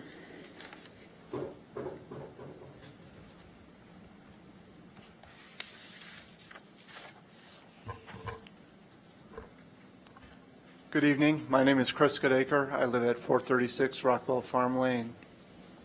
I want to thank you all for listening to us tonight. I don't have a bunch of facts and figures about tennis or pickleball, but I just wanted to talk about. I was raised in the north, in the Chicago area, and I've lived here for going on 5 years. And I will say that one of the most attractive things for this area is the outdoor recreation ability. I played tennis as a young man, and I took roughly a 30-year break until I moved here and discovered that I could play outdoor tennis 10 months a year. So it was 6.5 in Chicago, 7 on a good year. I can play 10 months a year here, and I can bike, and I play at Fort Sanders indoors. I played when I lived in Village Green. I played in their village league. And the challenge for me is that while there are tennis courts around here, there are not very many public ones. So if you live in Village Green, you can use the Village Green courts. If you live there's a subdivision just off of McPhee Road, in Old Stage that's got a couple of tennis courts. But if you're not a member, if you're not living in that subdivision, those courts are off limits. So I'm just here to advocate for the third stage of the McPhee project. I play with guys that are from 40 to 80. They play tennis, they play pickleball, and are active in other ways. And I just think that this is so fundamental to this town and this area, and it's one of my favorite things about it. I really hope you'll invest in it.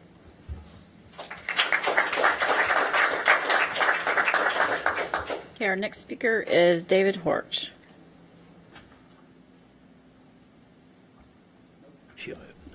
David, I think it's H-O-R, maybe T-C.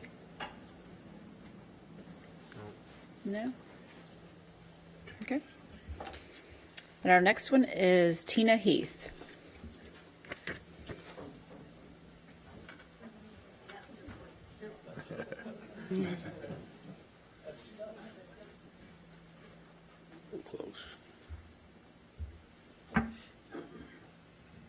Hello, my name's Tina Heath. I'm a Farragut citizen at 11609 Lake Park Circle. And I'll just say ditto to all the other speakers that have talked about pickleball and tennis. I drive twice a week to play pickleball to Oak Ridge, to West Hills, to Lonsdale, with all the other services that we have in Farragut, like walking my dog and being able to go to the bank to go vote and not really have to drive more than 2 or 3 miles.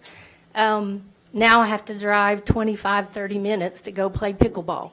It would make this area much more enjoyable and a great place to live if we were able to say we had these pickleball and tennis courts. Thank you.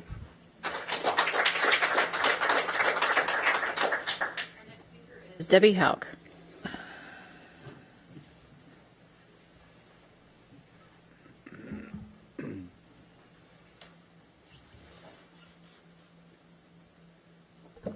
Hi, I'm Debbie Hauk, and I live at 140 St. Andrews Drive in Foxton. I've been playing tennis for, I guess, since 1996 when my son was 4 years old. So it's been a big part of our life. It's a big part of it is part of the social aspect of it. As he mentioned, I'm also part of the board for tennis, the GKTA. I've been a member of the GKTA for over 20 years. But the biggest thing we see is that the growth in the state tournaments and the sectional tournaments. The problem locally is partly because we don't have a lot of public facilities. There are 14 courts at Tyson, 11 courts at West Hills. Outside of that, there are 6 courts at UT. There are 5 outdoor courts at KRC, Knoxville Racquet Club, 5 at Cedar Bluff Racquet Club. So you have to be a private member if you want to play tennis. There's also facilities that are at the private country clubs. I started playing at Foxton Country Club on clay, and when it came wintertime, I ended up joining Cedar Bluff Racquet Club. And that's where a lot of the members have to go that live in Farragut. Those in Maryville come over to Cedar Bluff also. So what we find is that there's a lot of people that can't afford to play tennis year-round unless they go to public courts. And the added 6 courts that are in the proposal for Phase 4 will also help in our state proposals. We host 4 major tournaments that are state tournaments here. There are 4 levels of tennis, 18-year-olds, 14-year-olds, 55-year-olds, and 65-year-olds. Each level has a state tournament, and each level has broken out into odds and evens. So there's bids for these tournaments, and they are 2 years ahead when we bid on these. We actually lose a lot of money when we host a tournament, but it does bring a lot of money into the state. We are paid per person from the USTA on each player. And we do a lot of private fundraising to help pay for it. The hotels do help us. Most of the people stay near Cedar Bluff. They stay downtown at some of the hotels. We have some partnerships with many downtown hotels, and some of the ones off Paper Mill. A lot of people do stay at Turkey Creek. But where they eat tends to be around where they play tennis, right after they play tennis. So you'll find that they eat around the Westtown area and around Paper Mill. And that is because the majority of the courts are at Tyson and West Hills. So that's really, I guess, I'm looking at several years out when we propose to these kind of things. We are looking to go towards sectional tournaments. And right now, we don't have enough courts to support that level of tennis. There are 41 total hard courts here, and many of the proposals we need require more courts. West Hills is one that the Greater Knoxville Tennis Association works very closely. The next phase is supposed to include a backboard and additional tennis courts. We are actively involved in the phases of West Hills, and I'm sure we'd love to hear more about what Farragut is going to do in the future, too. Thank you.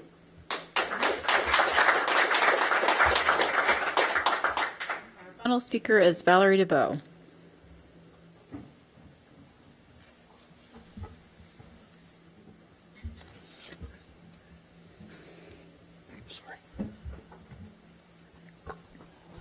Hi, my name is Valerie DeBow. I'm at 12607 Evans Road.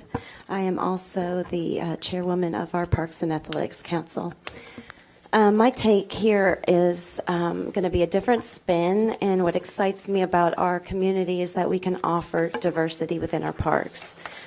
I'm a mother of 6 children, and most of my kids have all participated in soccer. And one thing that has bothered me is lots of our revenue goes to soccer facilities, and there's not been much diversity within the communities of other sports such as lacrosse and tennis, and now pickleball. So what I'm up here to advocate, I've had a lot of people come to me that are familiar with the pickleball, and we're hoping that we're going to get more of the courts and the tennis courts as well. But my spin, as I said, would be to be able to diversify and serve our community of older folks, not just our youth because I think there's so many soccer, so many other things that are already spread across Knoxville that here in Farragut we could have our own little edge of serving tennis and the pickleball. And I think that would be a good thing for the diversity of our community and all the different little subdivisions and stuff that are coming up through McPhee. And I think it would be wise to look at the future, like everybody's already done their homework and all of the statistics. It's not just all about soccer and our youth. There's also, great benefit to people of all ages. And I think it's perfect for Farragut to focus in, because it makes our community stand out, that we consider all ages, not just the youth, and what the in sport is at that time, that we think of, the future as well. That's all that I have. Thank you. I got a question for you.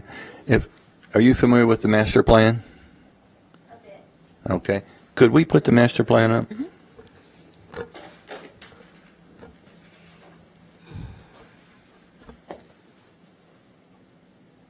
Maybe.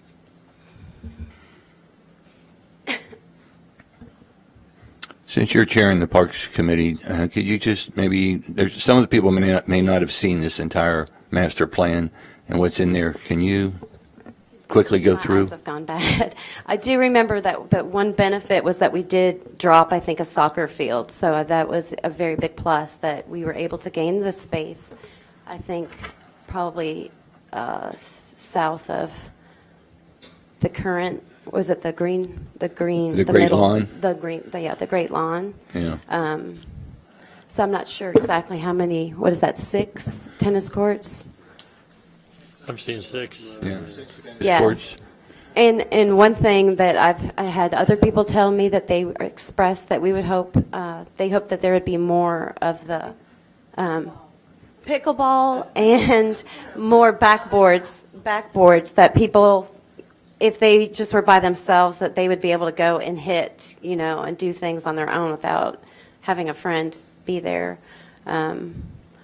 But yeah, I've had people tell me that 4 was definitely not going to be enough. This plan does call for at least one hitting wall, I believe, for pickleball courts. And I think one hitting wall probably is one.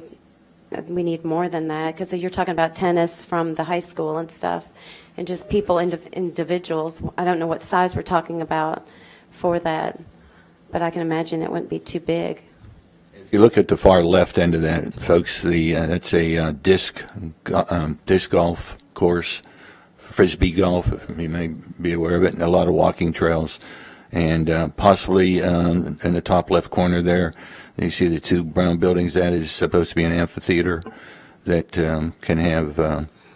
It's a venue for concerts or possibly a wedding or whatever. So there's a lot to offer, as you were getting at in your talk, and I just want to make sure everybody had a chance to at least see this master plan.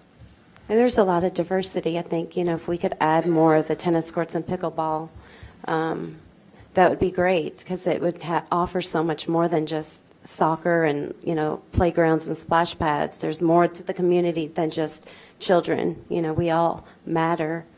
And we all want to be outside, like some people said. I mean, within the subdivisions, you have your own specific tennis courts. Some people can't afford to have memberships at Fort Sanders and, Gold's Gym. So being able to utilize what we have within our own community, and people want to be outside rather than indoors, I think it would be a great thing for us. So. To put this in perspective, the bottom right corner, 15 acres is what's currently developed. This is a 52-acre park, so we've got 37 acres that are still undeveloped. So. Right. All right, thank you. Thanks, Ron.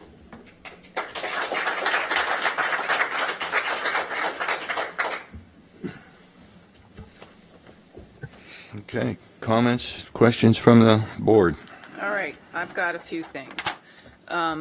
In meeting with David, one of the things I'd really like to address, and I've met with David, and he seems to be in agreement with it, is we are in desperate need of some kind of ombudsman for small businesses that are getting ready, that are doing build-outs or not quite sure what they're doing.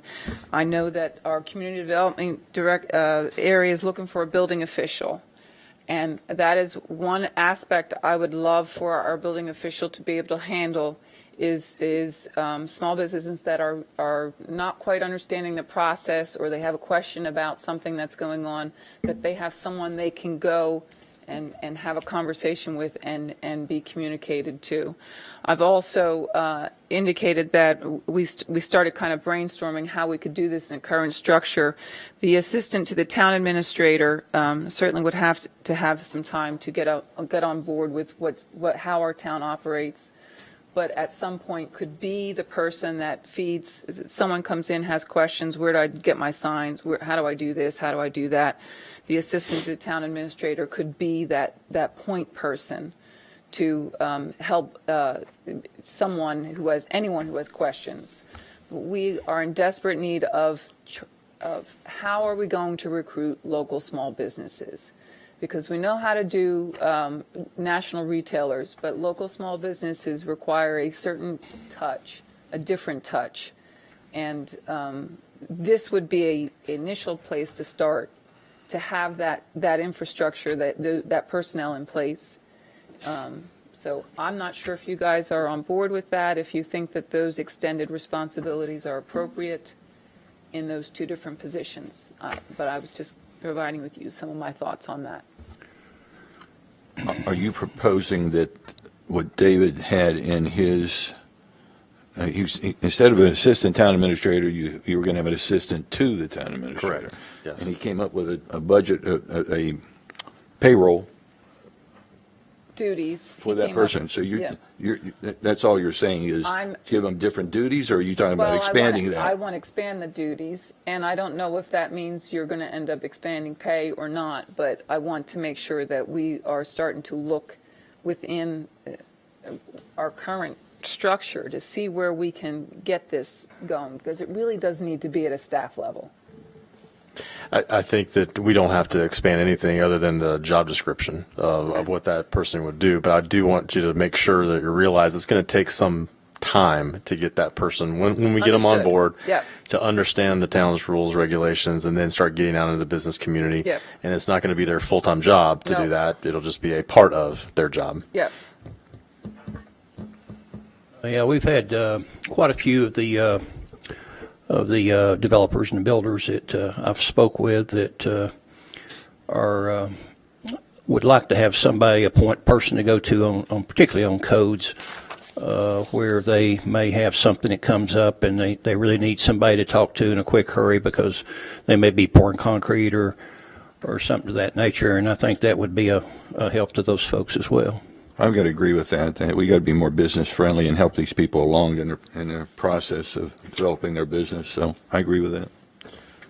That was one of the top recommendations of the Development Process Review Board in 2005, and we've not been able to accomplish it yet. So it's high time. You guys support their support for it now, I believe. Well, and I agree. It's just trying to.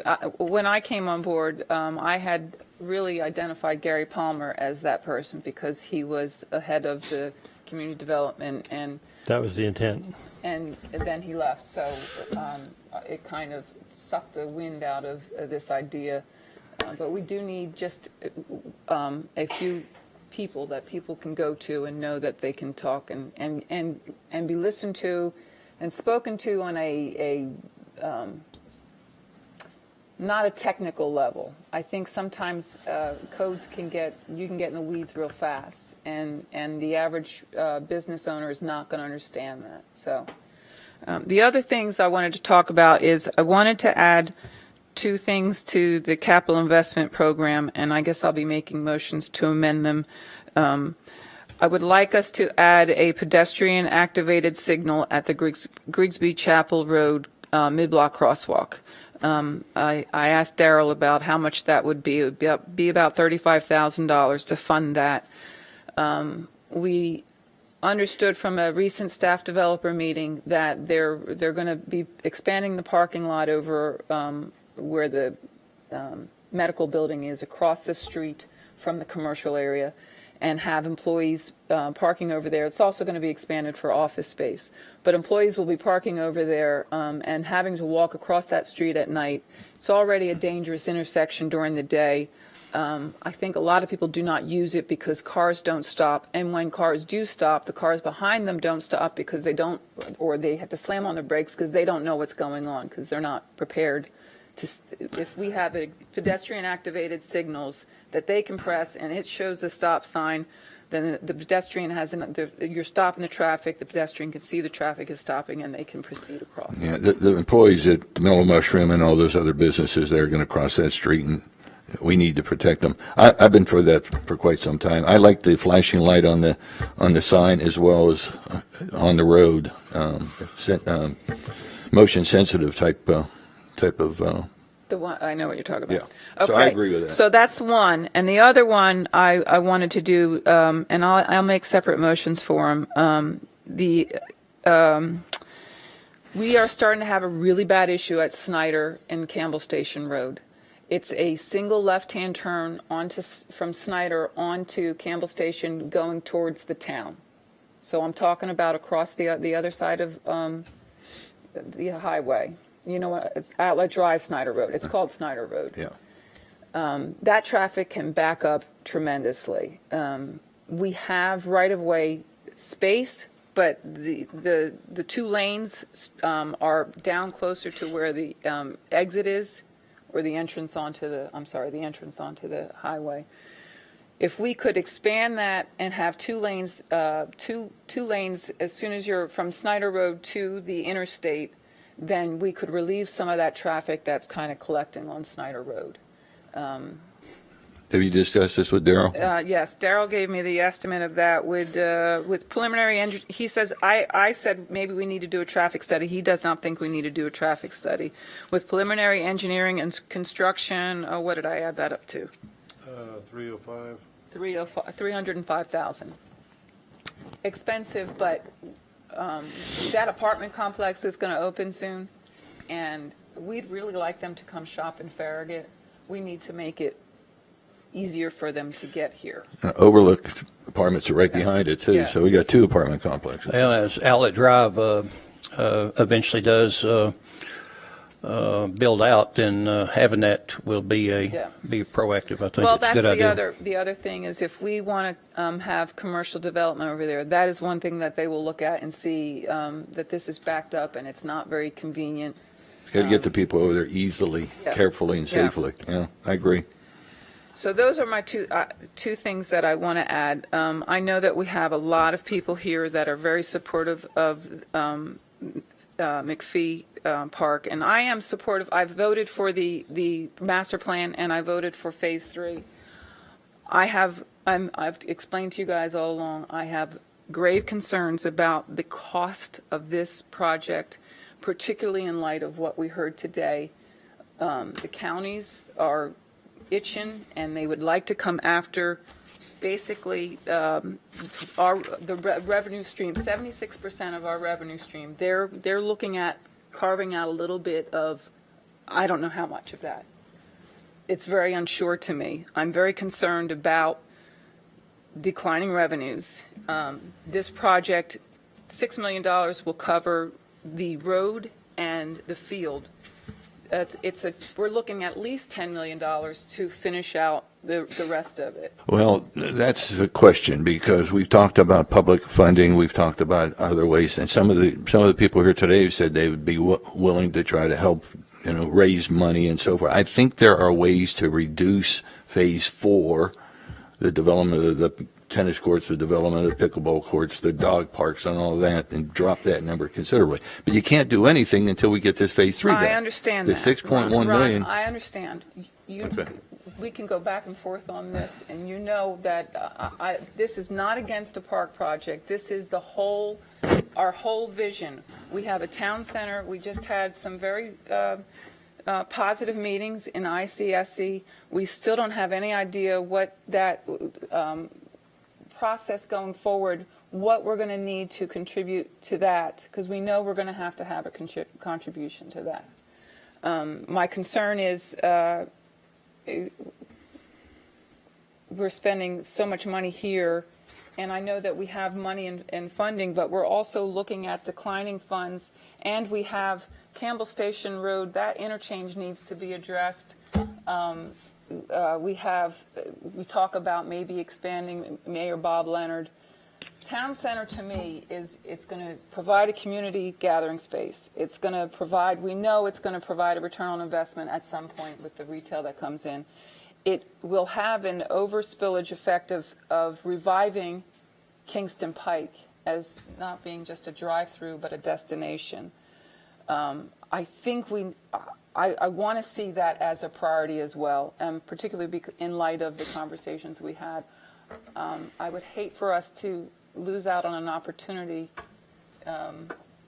because we've spent a lot of money on a park project when we didn't know what we had in front of us for town center. So I'm still very reserved on the park project until I don't have all the information. That's what bothers me. I don't have all the information. If I knew that our investment was going to be $3 million in the town center, okay, we can do that. But what if it's $6 million? What if it's $10 million? That's no less a priority to me than finishing a park project, and I don't have a path forward to do both of those with a proposed declining revenues. And there is support for the town center. When we did our strategic plan, we sent out a questionnaire, and town center wasn't asked about, and people were saying it. So there is support for it throughout this the assessment that we did. We need to be very strategic in how we're going to do this, because right now all we have is we have a 5-year plan. We're not going to have tennis courts in the next 5 years. Unless we get them paid for. We don't have them in our CIP. Show me that. Show me how you're going to get that paid for. Well, first of all, we have $9.5 billion in our reserve funds. We have no debt. We have $6.1 million set aside right now to do phase 3. This is something we can work on immediately. I'm talking within the next 12 months. When I was elected 4 years ago, I was more excited than anybody about creating a mixed-use town center. I wrote articles to the Farragut Press. I got really pumped up. Here it is 4 years later. We're no closer. I'm all for it. I'm not saying... I just said we had positive meetings. When you say that, Ron... Well, positive meetings. We had meetings back 4 years ago. Well, we have meetings now. And it's going to take 4, 5, 10 years to do something. You're not accurate on that. You're not accurate on that. Well, if it proceeds as they see it, that it gets built out, and they want it built out in a substantially very quick time. Well, you've talked to people. We have nobody that's even come and visited our town looking at it yet. You're not accurate on that, Ron. You're not accurate on that. Well, let me just say something. As someone who has actually built subdivisions, who's actually built roads and parks and knows about mass earth-moving projects, I think we need to build our park. I think we need to do phase 3, but I think we need to do it for $3.5 million. And I think that would save a whole lot of problems. And I believe we can do it. We just need to figure out how to do it. Needs If to you be could your do it legacy. for that, sign me up. Needs to be your legacy, Bob. Bob, if we could do it for $3.5 million, I'd be all on board.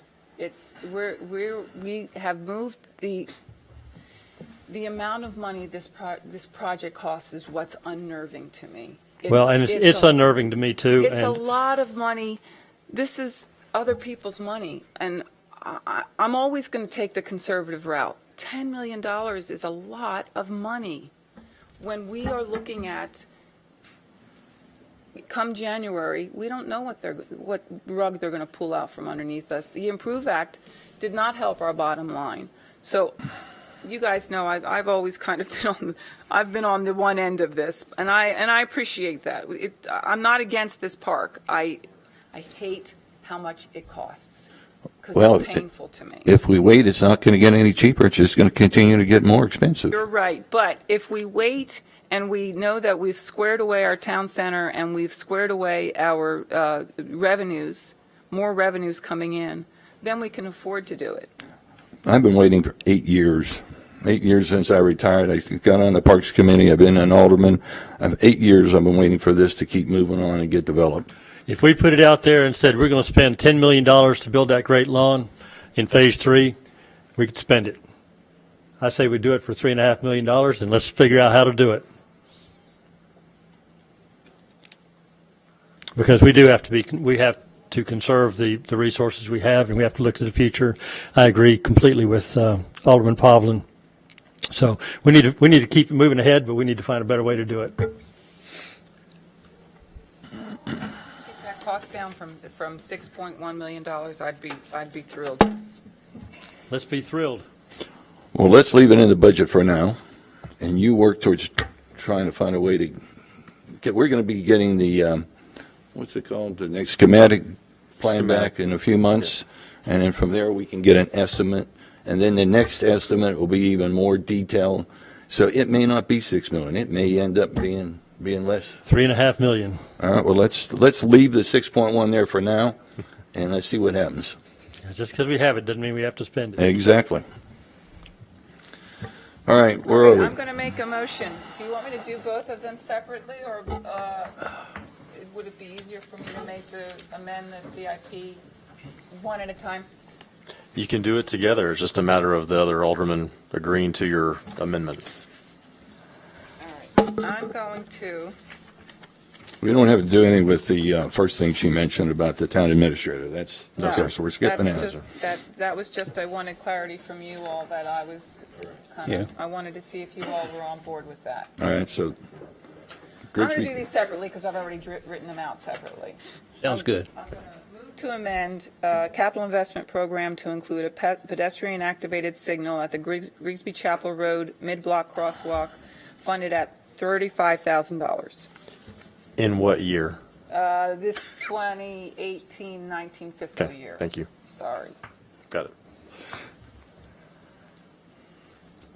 Do I have a second? Second. Freaking me out here. We didn't know if you were through talking or not, so. All right. We need to vote on this one first, right? Okay. Any further discussion? None. None. All in favor, say aye. Aye. Opposed? Motion passes.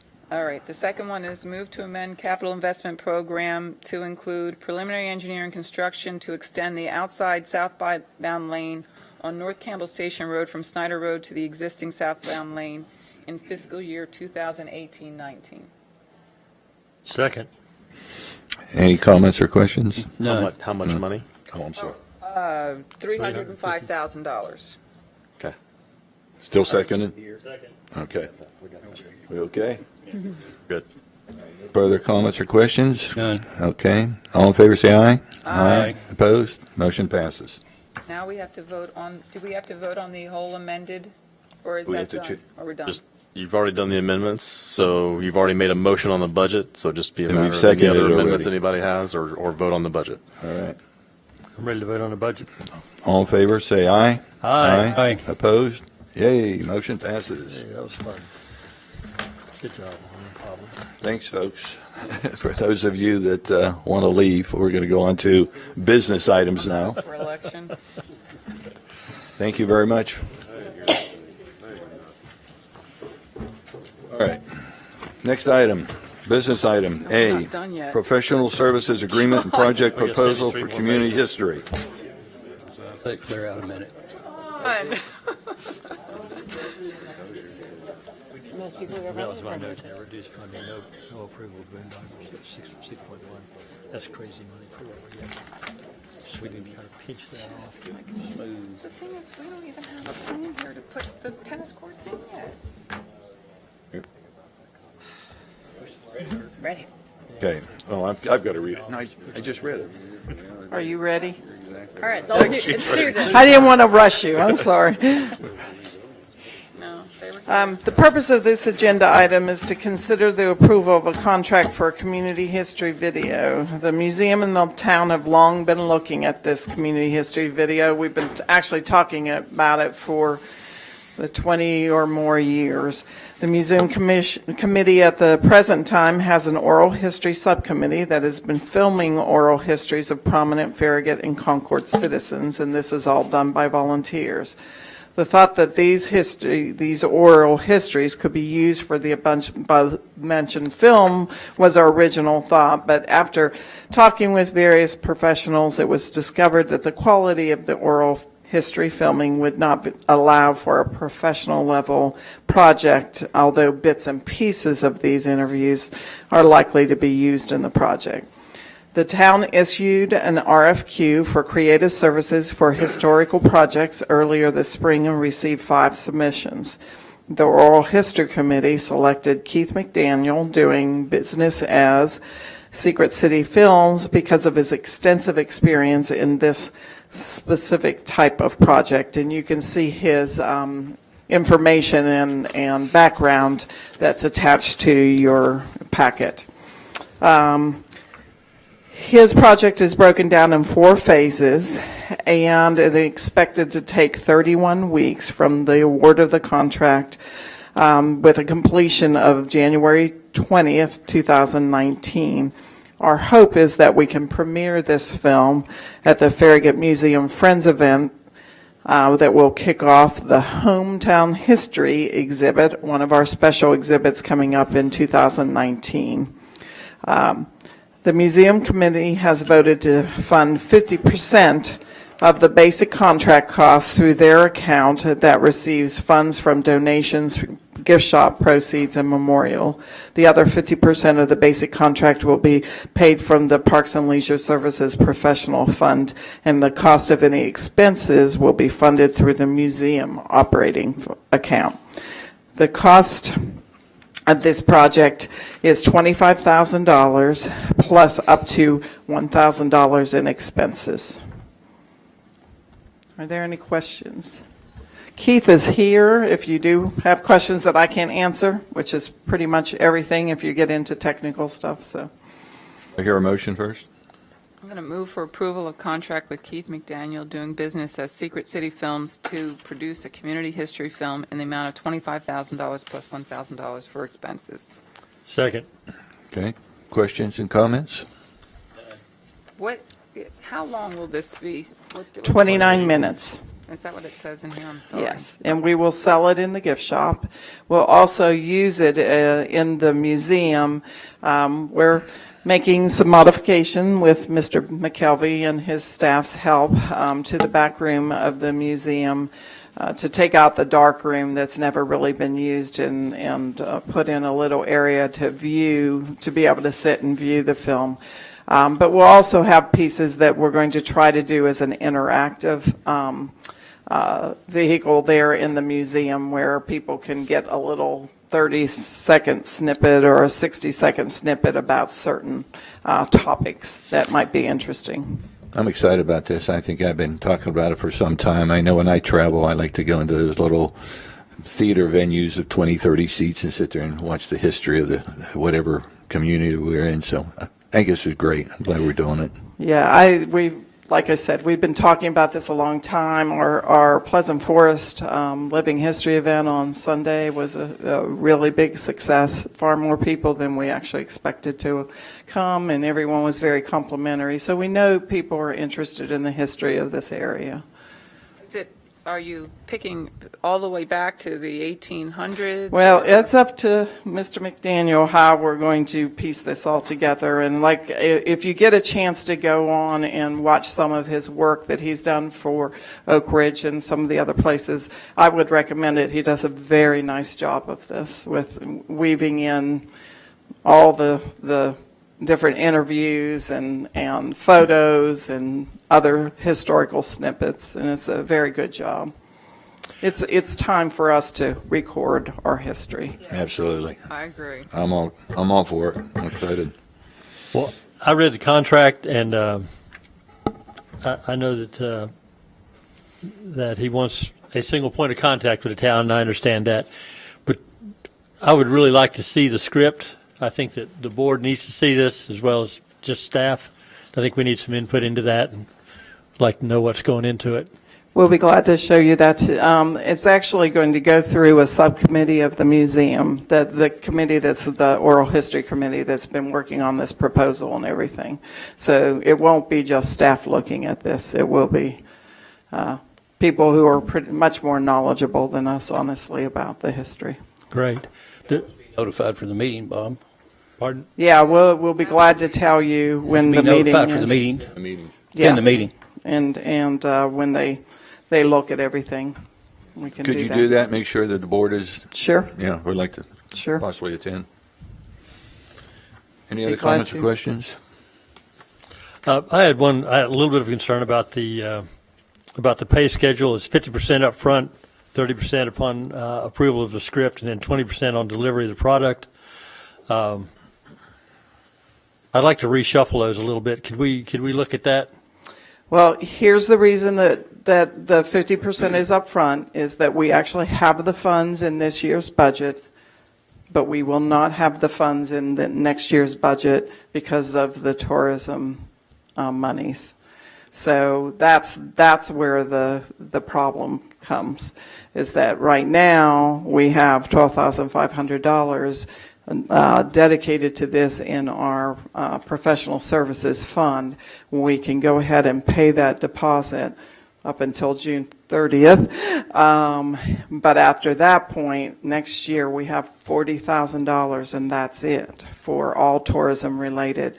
Well, an ad in the state catalog, which is a huge big deal for us because it's a lot of people and it gets you on the website and a lot of things, is $5,500. So that gives you an idea of how far that will go, and it won't go very far.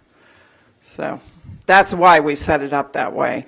Then the museum will actually pick up the last half, the $12,500 that is owed. And their account is a revolving account, so it doesn't matter for them. That's museum budgets, you're saying? Yeah, it's their, what we call their savings account. It's the money that they raise through donations and memorials and stuff. So, What would the normal schedule be? Mr. McDaniel, you want to?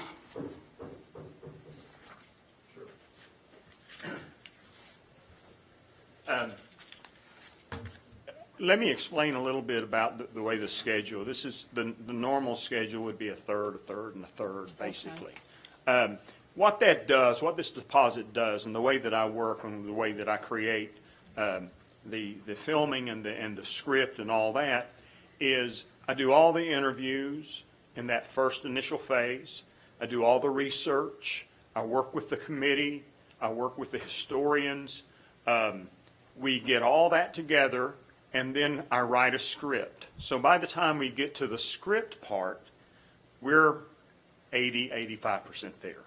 Okay. Sure. We have the script approved by whoever needs to approve it, and then it's just a matter of putting it all together at the end. So the bulk of the work is done based upon that deposit, to be quite honest. Once we get to the script, then there's another payment, and then once the deliverables are completed and delivered to the town, to the museum, then and everything is authorized and finalized, then the final payment is made. Okay, Does so that answer your question?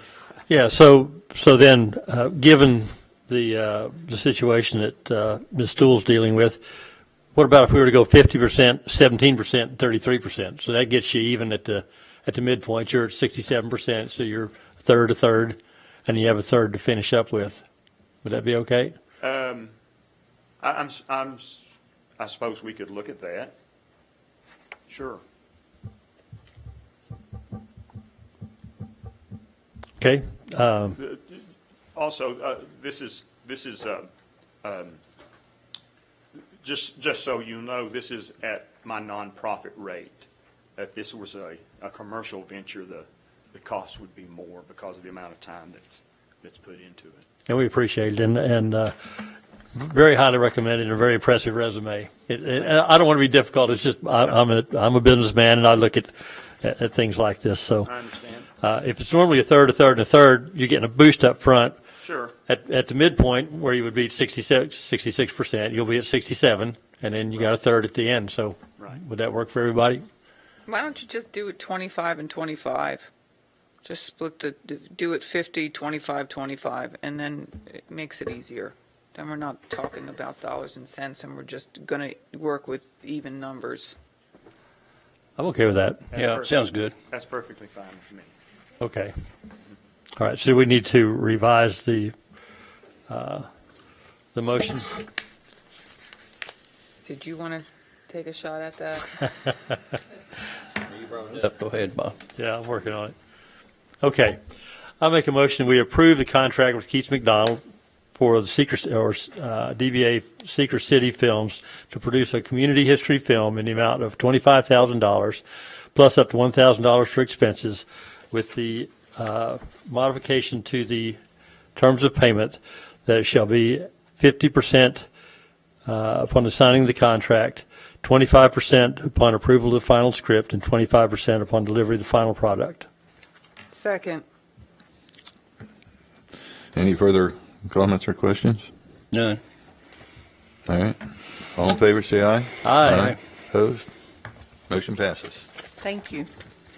Thank you. We're excited. Bill.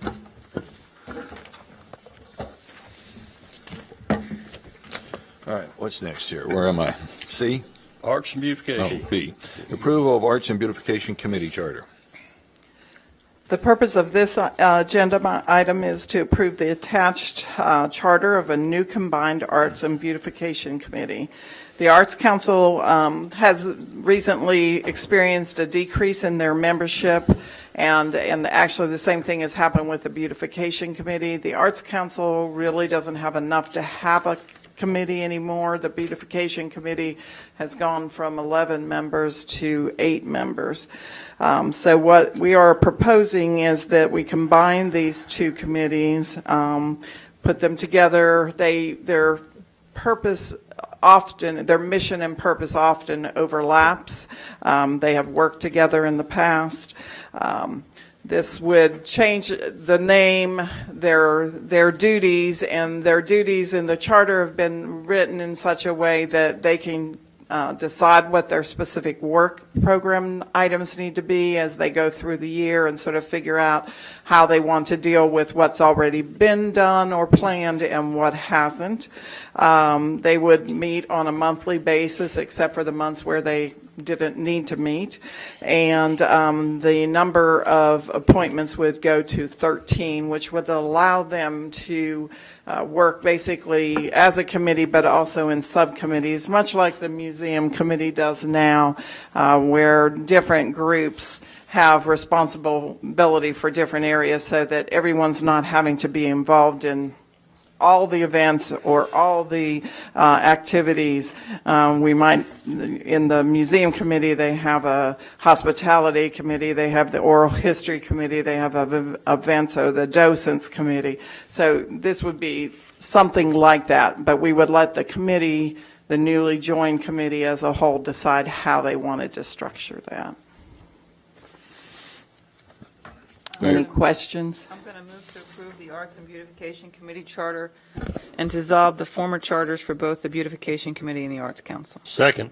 All right, comments and questions? I have one question. I'm sorry. Did you have None. something? No, I said none. You said, it says here, work items to 3 subcommittees possibly. Did you guys discuss that? Did you get We to? did. I've met with both the remaining couple members of the Arts Council and with the remaining members of the Beautification Committee, and staff will give them some suggestions, but they really want to be able to structure this the way they want to be able to structure it as a whole, and I think that's really important. So we'll give them some options, we'll show them how it's been being done in other committees, and then they can decide how they want, what projects they want to take on, what they want to leave behind, and if they do, or if they want to start some new things, which they may want to do, and then how they're going to approach it with different people. They talked yesterday about having captains, basically, for the different events. Okay. So that's a good idea. that structure we're not sure about, but we feel like they will do a good job of figuring that out Okay. with our help. All right. I just, my concern is if you start getting into too many committees, then you're may not have enough people, and so I figure you're the one that's going to be able to keep a handle on that and see Yes. if you need to expand the numbers on that committee to cover everything that needs to be Yes, covered. yeah. And I think they're going to be very realistic about what they can and cannot do. Okay, all right. I have So nothing there may be some things that that have been tackled in the past that they choose not to do. Okay, Or I see them actually doing some new and different things too. which is exciting. Yeah. I have nothing else. I have nothing. Nothing. All right, all in favor, say aye. Aye. Opposed? Motion passes. Thank you. Next item, approval of the FY 2019 committee appointments. Yes, sir. And I'll just read the names of the people who fill the positions. It's Arts and Beautification Committee. We have Marty Rogers, Barbara Allman, Betty Scott, T.C. Williams, Beverly Hammond, Nancy Wentz. And for one-year appointments, we have Jean Samford and Jennifer Roach. Hold on a minute. Where's my sheet? Because I wasn't here for that part. I'm sorry. Here it is. Okay. I'm ready. Thank you. Okay. For the Board of Zoning Appeals, it's Jennifer Collins. Museum Advisory Board, we have Joyce Moran, Gordon Michaels, Holly Nels, Doris Henning, and for a one-year appointment, Linda Wimbrow. Parks and Athletics Council, we have Bob Brock, Debbie Pinchot, and Jeff Devlin. For Personnel Committee, we have Jeff Devlin and Laura Sloan. For Plumbing, Gas, and Mechanical, we have Stephen Bird and Kenny Scramblin. Schools Committee, we have Leanne Trotter, Kathy Pierce, and Nancy Wentz. Stormwater Advisory Committee, we have Robert Hill, Valerie McFall, Kenneth Hawkins. And for the Visual Resources Review Board, we have Brittany Moore, Kayvon Kamasari, and David Freeman. Do we need to move to approve the fiscal year 2019 committee appointments? Second. Any comments or questions? None. None. All in favor, say aye. Aye. Opposed? That motion passes. Okay, D. Approval of Resolution R-2018-06, Town of Farragut Debt Policy. Yes, sir. The purpose of this agenda item is to review and approve the debt management policy for the town of Farragut. This was originally adopted in December of 2011, and we are to review it annually with the budget. And so the motion is to approve Resolution R 2018-06, the debt management policy. And there are no changes or additions. I'm sorry, I didn't hear that last There are part. no changes Okay. from the original policy. Make a motion to approve Resolution R 2018-06, debt management policy. Second. Comments and questions? None.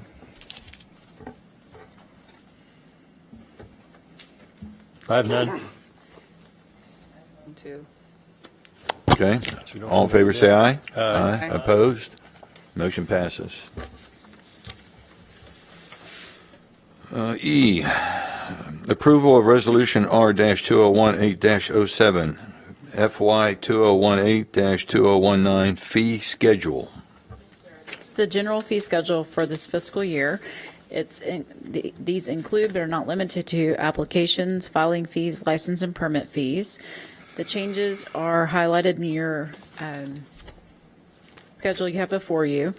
The highlights are for Parks and Leisure Services, a late fee of $50 or 10% of the invoice, whichever is greater. Their field allocation groups are billed for the season in 3 installments. The second one is excessive trash or rule violation fee of $100 per event.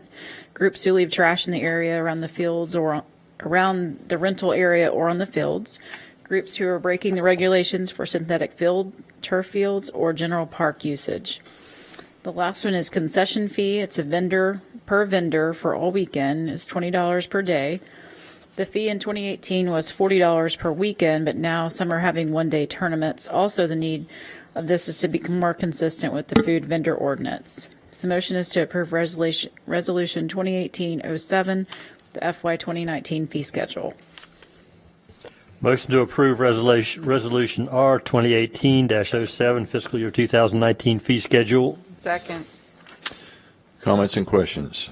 None? None. I do have one.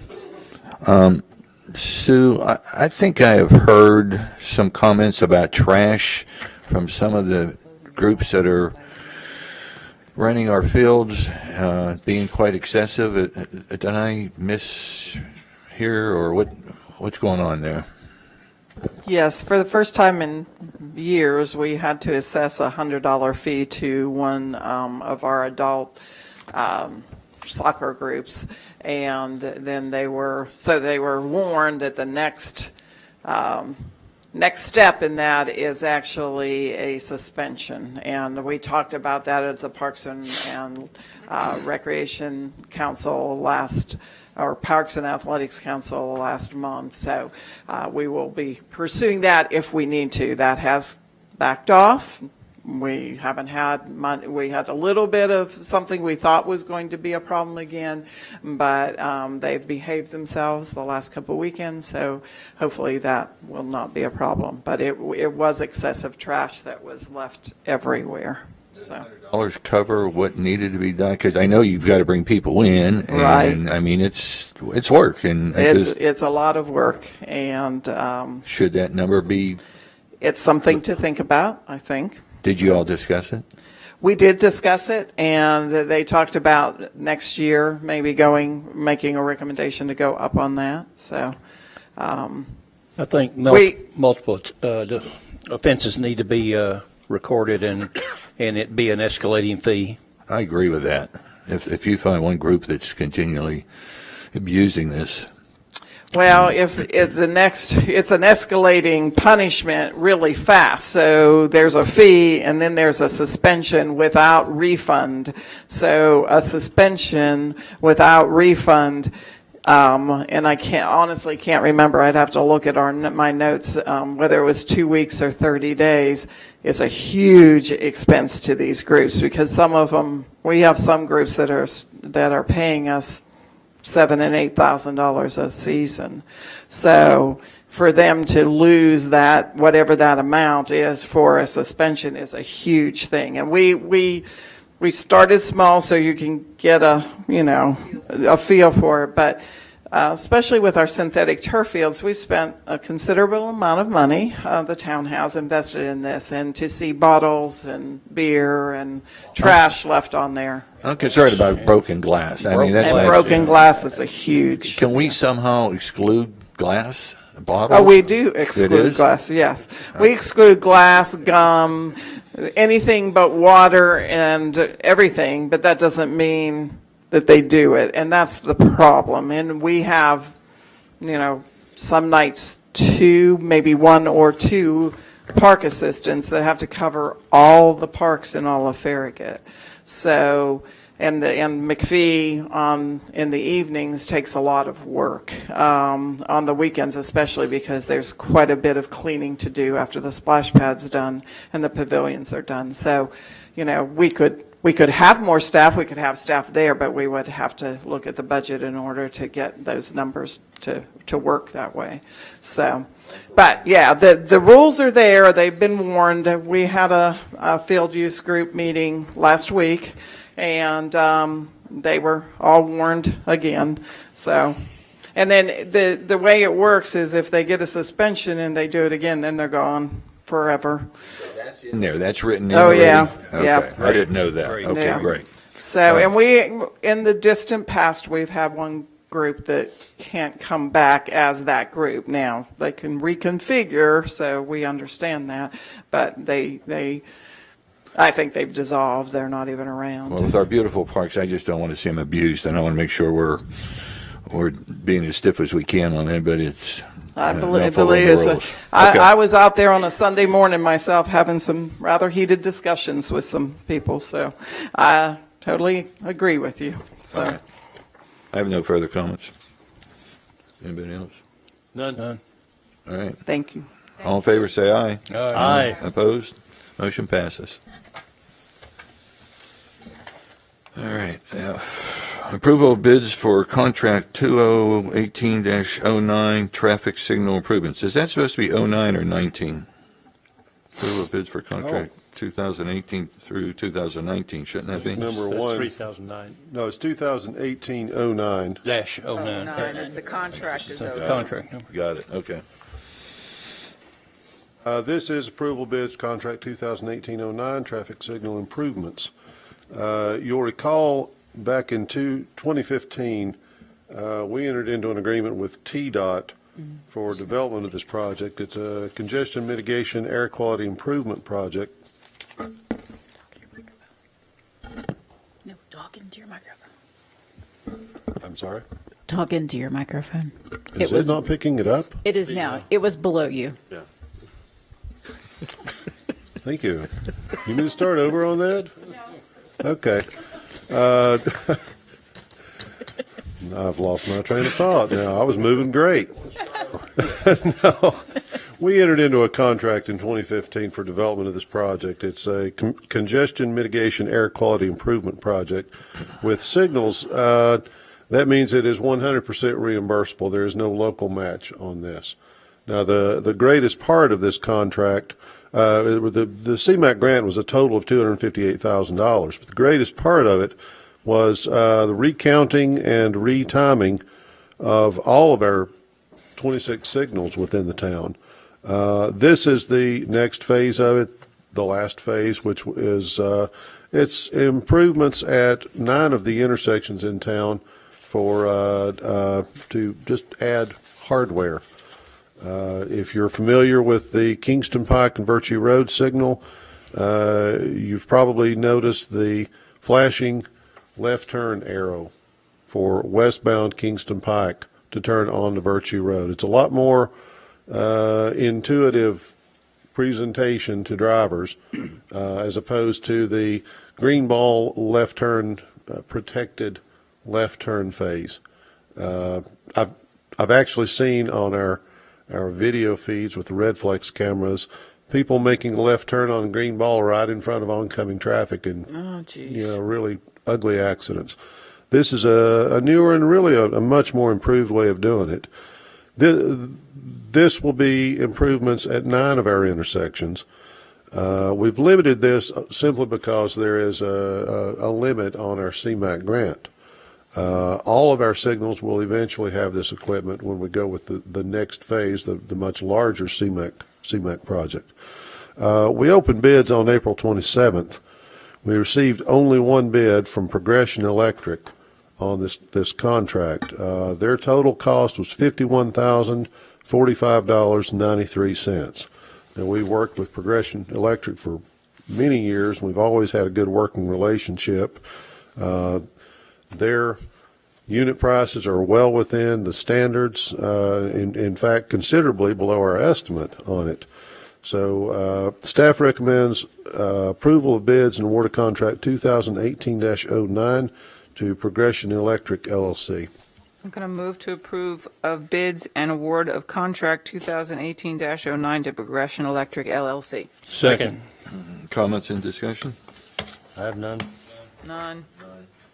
All in favor, say aye. Aye. Opposed? Motion passes. Item G, approval of bids for contract 2019-01 annual on-call road maintenance.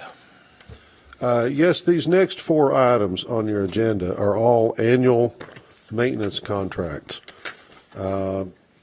Each year, we bring these contracts to the board in order to hire specialty contractors who handle certain maintenance items. The 4 of them, they are road maintenance, pavement markings, guardrail maintenance, and signal maintenance. Now, you will not see a total bid amount for any of these. It's because we don't know what we're going to need to do to maintain everything. This is to obtain unit prices so that we have bid unit prices as we go through the year. This first one is contract 2019-01, the annual road maintenance. We received 2 bids on May 10th on this. I attached a bid tabulation in your packets. from PRI of East Tennessee and J.G. Mullins Construction Company. Based upon the unit prices they provided, staff recommends award the contract to J.G. Mullins. We've worked with J.G. Mullins in the past. We've always been pleased with their performance. So we recommend approval of proposal and award of contract 2019-01 to J.G. Mullins Construction Company Incorporated. I'm going to move to approval of a proposal and award of contract 2019-01 to J.G. Mullins Construction Company Incorporated. Second. Comments and questions? I have one question with all of these. It says total budget. I know you said that you don't have a budget, but at the end of the year, do we, like last year, how much did they meet the 60,000? Was it over? Was it? It varies from year to year.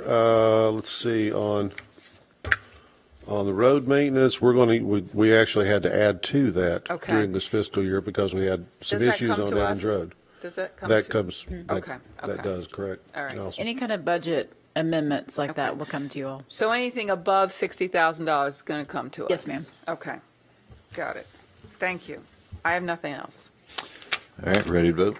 Ready. All in favor, say aye. Aye. Opposed? Motion passes. H, approval of bids for contract 2019-02, annual on-call pavement marking.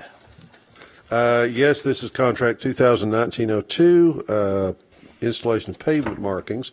We received only one bid on May 10th from Volunteer Highway Supply.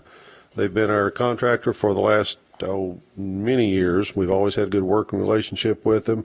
In your packets, I put a tabulation of their unit prices compared to last year's prices, which is this current year. In almost all cases, they remain unchanged, and any increases remain very minor. So staff recommends approval of bids and award of contract 2019-02 to Volunteer Highway Supply. Move to approval of bids and award of contract 2019-02 to Volunteer Highway Supply Company Incorporated. Second. Comments and questions? None. All in favor, say aye. Aye. Opposed? Motion passes.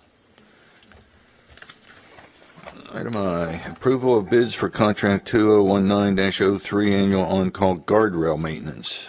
Yes, this is contract 2019-03. Excuse me, the guardrail maintenance. We received only one bid on May 10th from Roadway Solutions LLC. I put a tabulation of their unit prices compared with the current year's contract with Tennessee Guardrail for comparison. That was in your packets. Based on these unit prices, staff recommends award contract 2019-03 to Roadway Solutions LLC. Move for approval of bids and award of contract 2019-03 to Roadway Solutions LLC. Second. Comments and questions? Yeah, I got one. Okay. Is Tennessee Guardrail, what happened to them? They did not submit a proposal this year. Is that common? I think it's common to the industry. There are issues with several guardrail companies. We've used Tennessee Guardrail in the past. We've had good experiences in the past, but I think some of their people are now with this other company. Oh, okay. So Got it. we're pleased to receive that proposal from them. Any further questions? None. Okay, all in favor, say aye. Aye. Opposed? Motion passes. Approval of bids for contract 2019-04, annual on-call signal maintenance. Yes, this is contract 2019-04, signal maintenance contract. We received only one bid this year on May 10th from Progression Electric. I've attached a tabulation of their unit prices compared to last year's, and the prices are virtually unchanged from last year. So staff recommends approval of bids and award of contract 2019-04 to Progression Electric LLC. Move for approval of bids and award of contract 2019-04 to Progression Electric LLC. Second. Comments and questions? None. None. Okay. All in favor, say aye. Aye. Aye. Opposed? Motion passes. Approval of change order 3-7, contract 2018-06, Campbell Station in stabilization. You'll recall in November of last year, entering into a contract with Merritt Construction for the second phase of the Campbell Station Inn project. This is stabilization of the building, removal of the wings, removal of the dairy barn. At the time that contract was awarded, staff requested authorization to approve change orders up to $50,000 before coming back to the board. The reason for that is when you're working on a 200-year-old house, you're probably going to find some surprises and some things that come up. We needed authorization to do that so that we could go ahead and approve change orders to move the project along so that it could progress. They would not have to wait on maybe a minor change order. They wouldn't have to wait before that could come before the board. There have been 7 change order requests in all. I've tabulated these here. Change order number 1 was a request for wider roof panels. It's still pending, still working with the vendor on that. Still pending, and we expect a minor credit. What is that, if I can ask? The roof panels, We're going to be standing seam panels? Wider panel. Okay, so instead of a 16, it'd A be minor. 24 or something? right. Okay. So I think we're okay with that, but at this time, it's still pending. Change order number 2 has been withdrawn. It was a minor item, I think, that was decided they didn't wish to pursue. Change order 3, that is the rear porch roof changes. When Merritt began working on the roof for at the rear of the building, on the north side of the building, and Allison, if you can pull up those photographs. That's perfect right there. You can see where they had been working on that structure, they determined that there were a lot of weak, poorly constructed members in that roof. The original contract was just to replace the shingles on that. They really couldn't salvage the roof. We felt like it was probably better to go ahead and remove it from the building and replace it with a shorter roof that just covers the porch rather than the bigger structure that you see there. Allison, I think the next photograph shows is there not one with the roof gone? Oh, well. There. There it is. Okay, the roof is gone there. They will be putting a smaller roof on it. It was a request for $6,843 with additional time of 4 days added to the contract. Change order 4 was a deletion of the project sign. With a project like this, it's publicly funded, it's a historic building. The consultants had added a project sign to the contract. It's a sign explaining what it is, what they're doing. It's being funded by the town. That's a normal thing. But the more we thought about it, we realized we have all of the information about the project, including the progress on the town's website, as well as our social media. So we asked them to just delete the project sign. That is a credit for $634. Change order 5, ad repointing at West Gable area. Allison, can you? There we go. The western gable structure, that had been repaired a few years ago after a major storm that we had. It was non-matching brick, and it was kind of an urgent project at the time. Once they removed the western wing, and you could really take a look at that wall, you could see that it really didn't match up very well at all. So we asked them to go ahead and match the new repointing that was already being done on that western side. Cost for this change order is $2,725, and it adds 4 days to the contract. Allison, I think there's an after. Oh, okay. No, that's all I have. Okay. Change order 6, add repointing at north wall area. There was a portion of that rear wall, after the porch roof was removed, it was not intended to be repointed, but it was a lot more obvious after taking that roof off. I'll say. So it was a change order request for $788. We felt like it would make things look a lot better, and it does.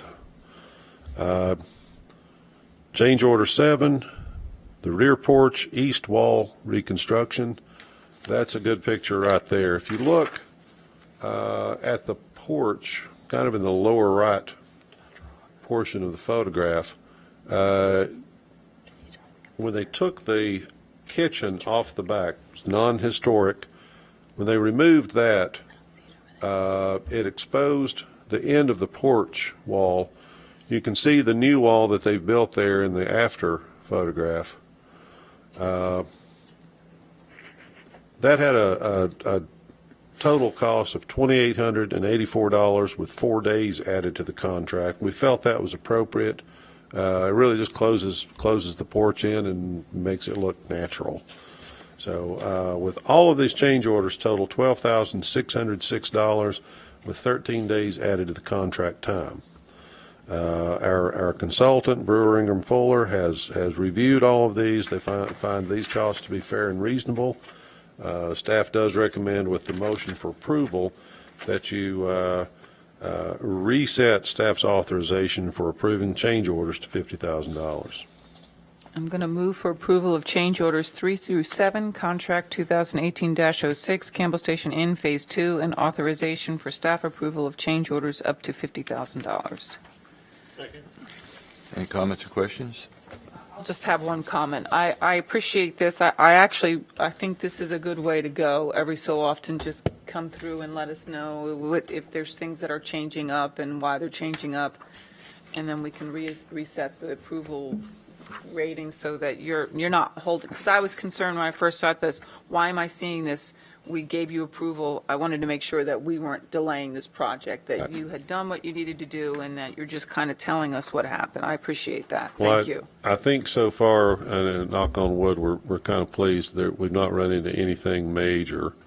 For a house that looks like it's falling down, that it has no pointing in there, and it's like, I will say, and I'll let Sue chime in on this as well. This is becoming a much more interesting project. It's always neat to go over there and look at it. I recommend it highly. Have been. Okay. Any further questions, comments? None. All in favor, say aye. Aye. Opposed? Motion passes.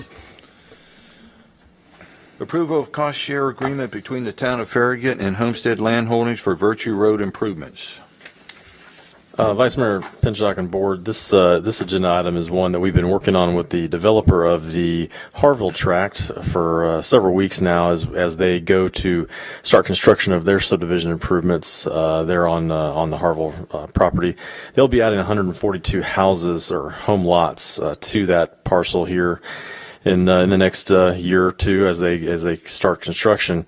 They're going through the planning commission process right now for site plan approval, and I believe they'll be there for phase 1 next week at the planning commission.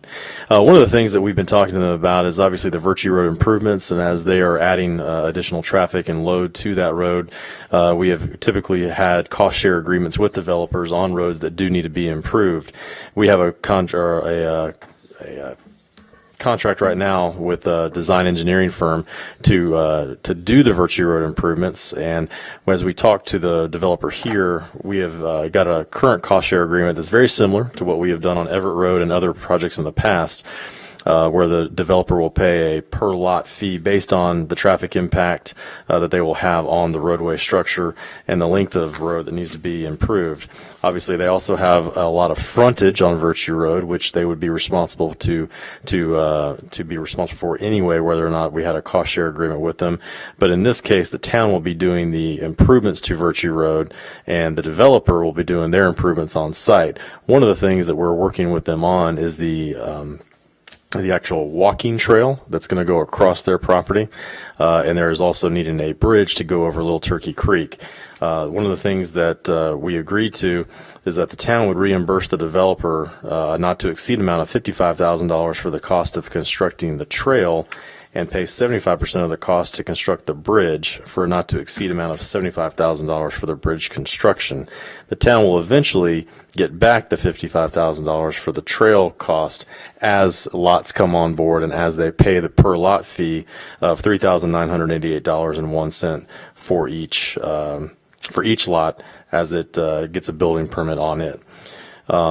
The town will be responsible for acquiring all of the right-of-way and easements for Virtue Road and all the improvements along Virtue Road, except for the walking trail and bridge as I discussed, and will also be responsible for maintaining the roadway and pedestrian facilities after the work is complete, which we do for all public facilities that are put in place and improved. Town Attorney Tom Hale has been working on this contract, and certainly he or I, one, can answer any questions that the board may have. I believe Russ Rackley is here representing the developer if the board has any questions of him. But we are in agreement with the cost share agreement. We'll be happy to try to answer any questions the board has. Motion? Move to approve the cost share agreement between the Town of Farragut and Homestead Land Holdings for Virtue Road improvements. Second. Comments and questions? None. I don't have any. I have none.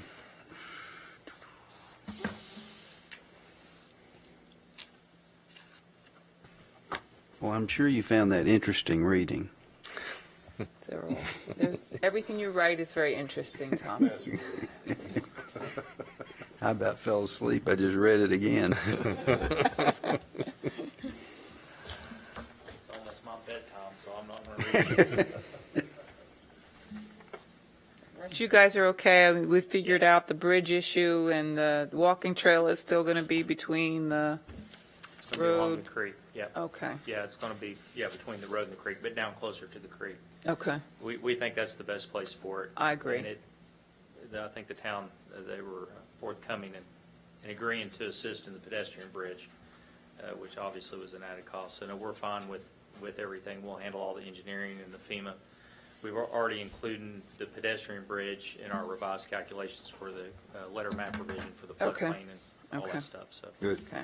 yeah, and that cost is on us, so we agreed to do that. So Okay. we're happy. We're ready to move forward. I'm ready to see you guys move forward. No questions. I got no questions. Ready to vote? Yep. All in favor, say aye. Aye. Opposed? Motion passes.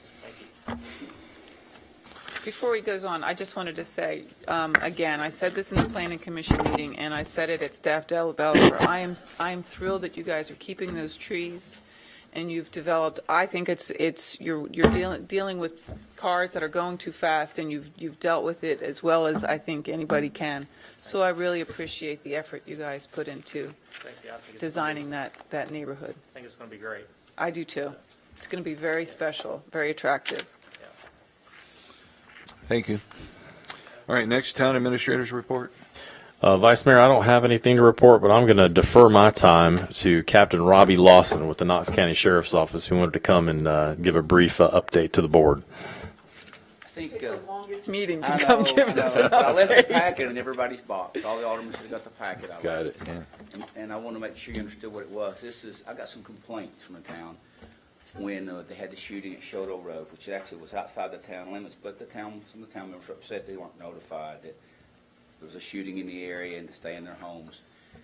So I got to researching it, and apparently there is a system in 911 that the county mayor and the city mayor rolled out. The sheriff's office and the PD had nothing to do with their AMR, and so it's not been advertised very well. So apparently across Knox County, which is 450-something thousand residents, 3,000 people signed up. And from North Shore Drive to Hardin Valley, Pillissippi to Watt Road, we have 300 people on it. So I explained to the people that have complained that we have no way of notifying you if you don't sign up on this program. And basically, we have to authorize it. City Police Department, us, or AMR, City Fire Department, authorize it, and it can go out through the cellular devices. So I'd like to see if we couldn't push it in the town of Farragut to be utilized and be the first community really to get involved in it. I talked to them about possibly putting a link to it on the town's website. The town, on your website, it'd be on our website. It's on the county's website already. There's a lady at the 911 center that manages this program that'd be happy to come out and speak with you all about it.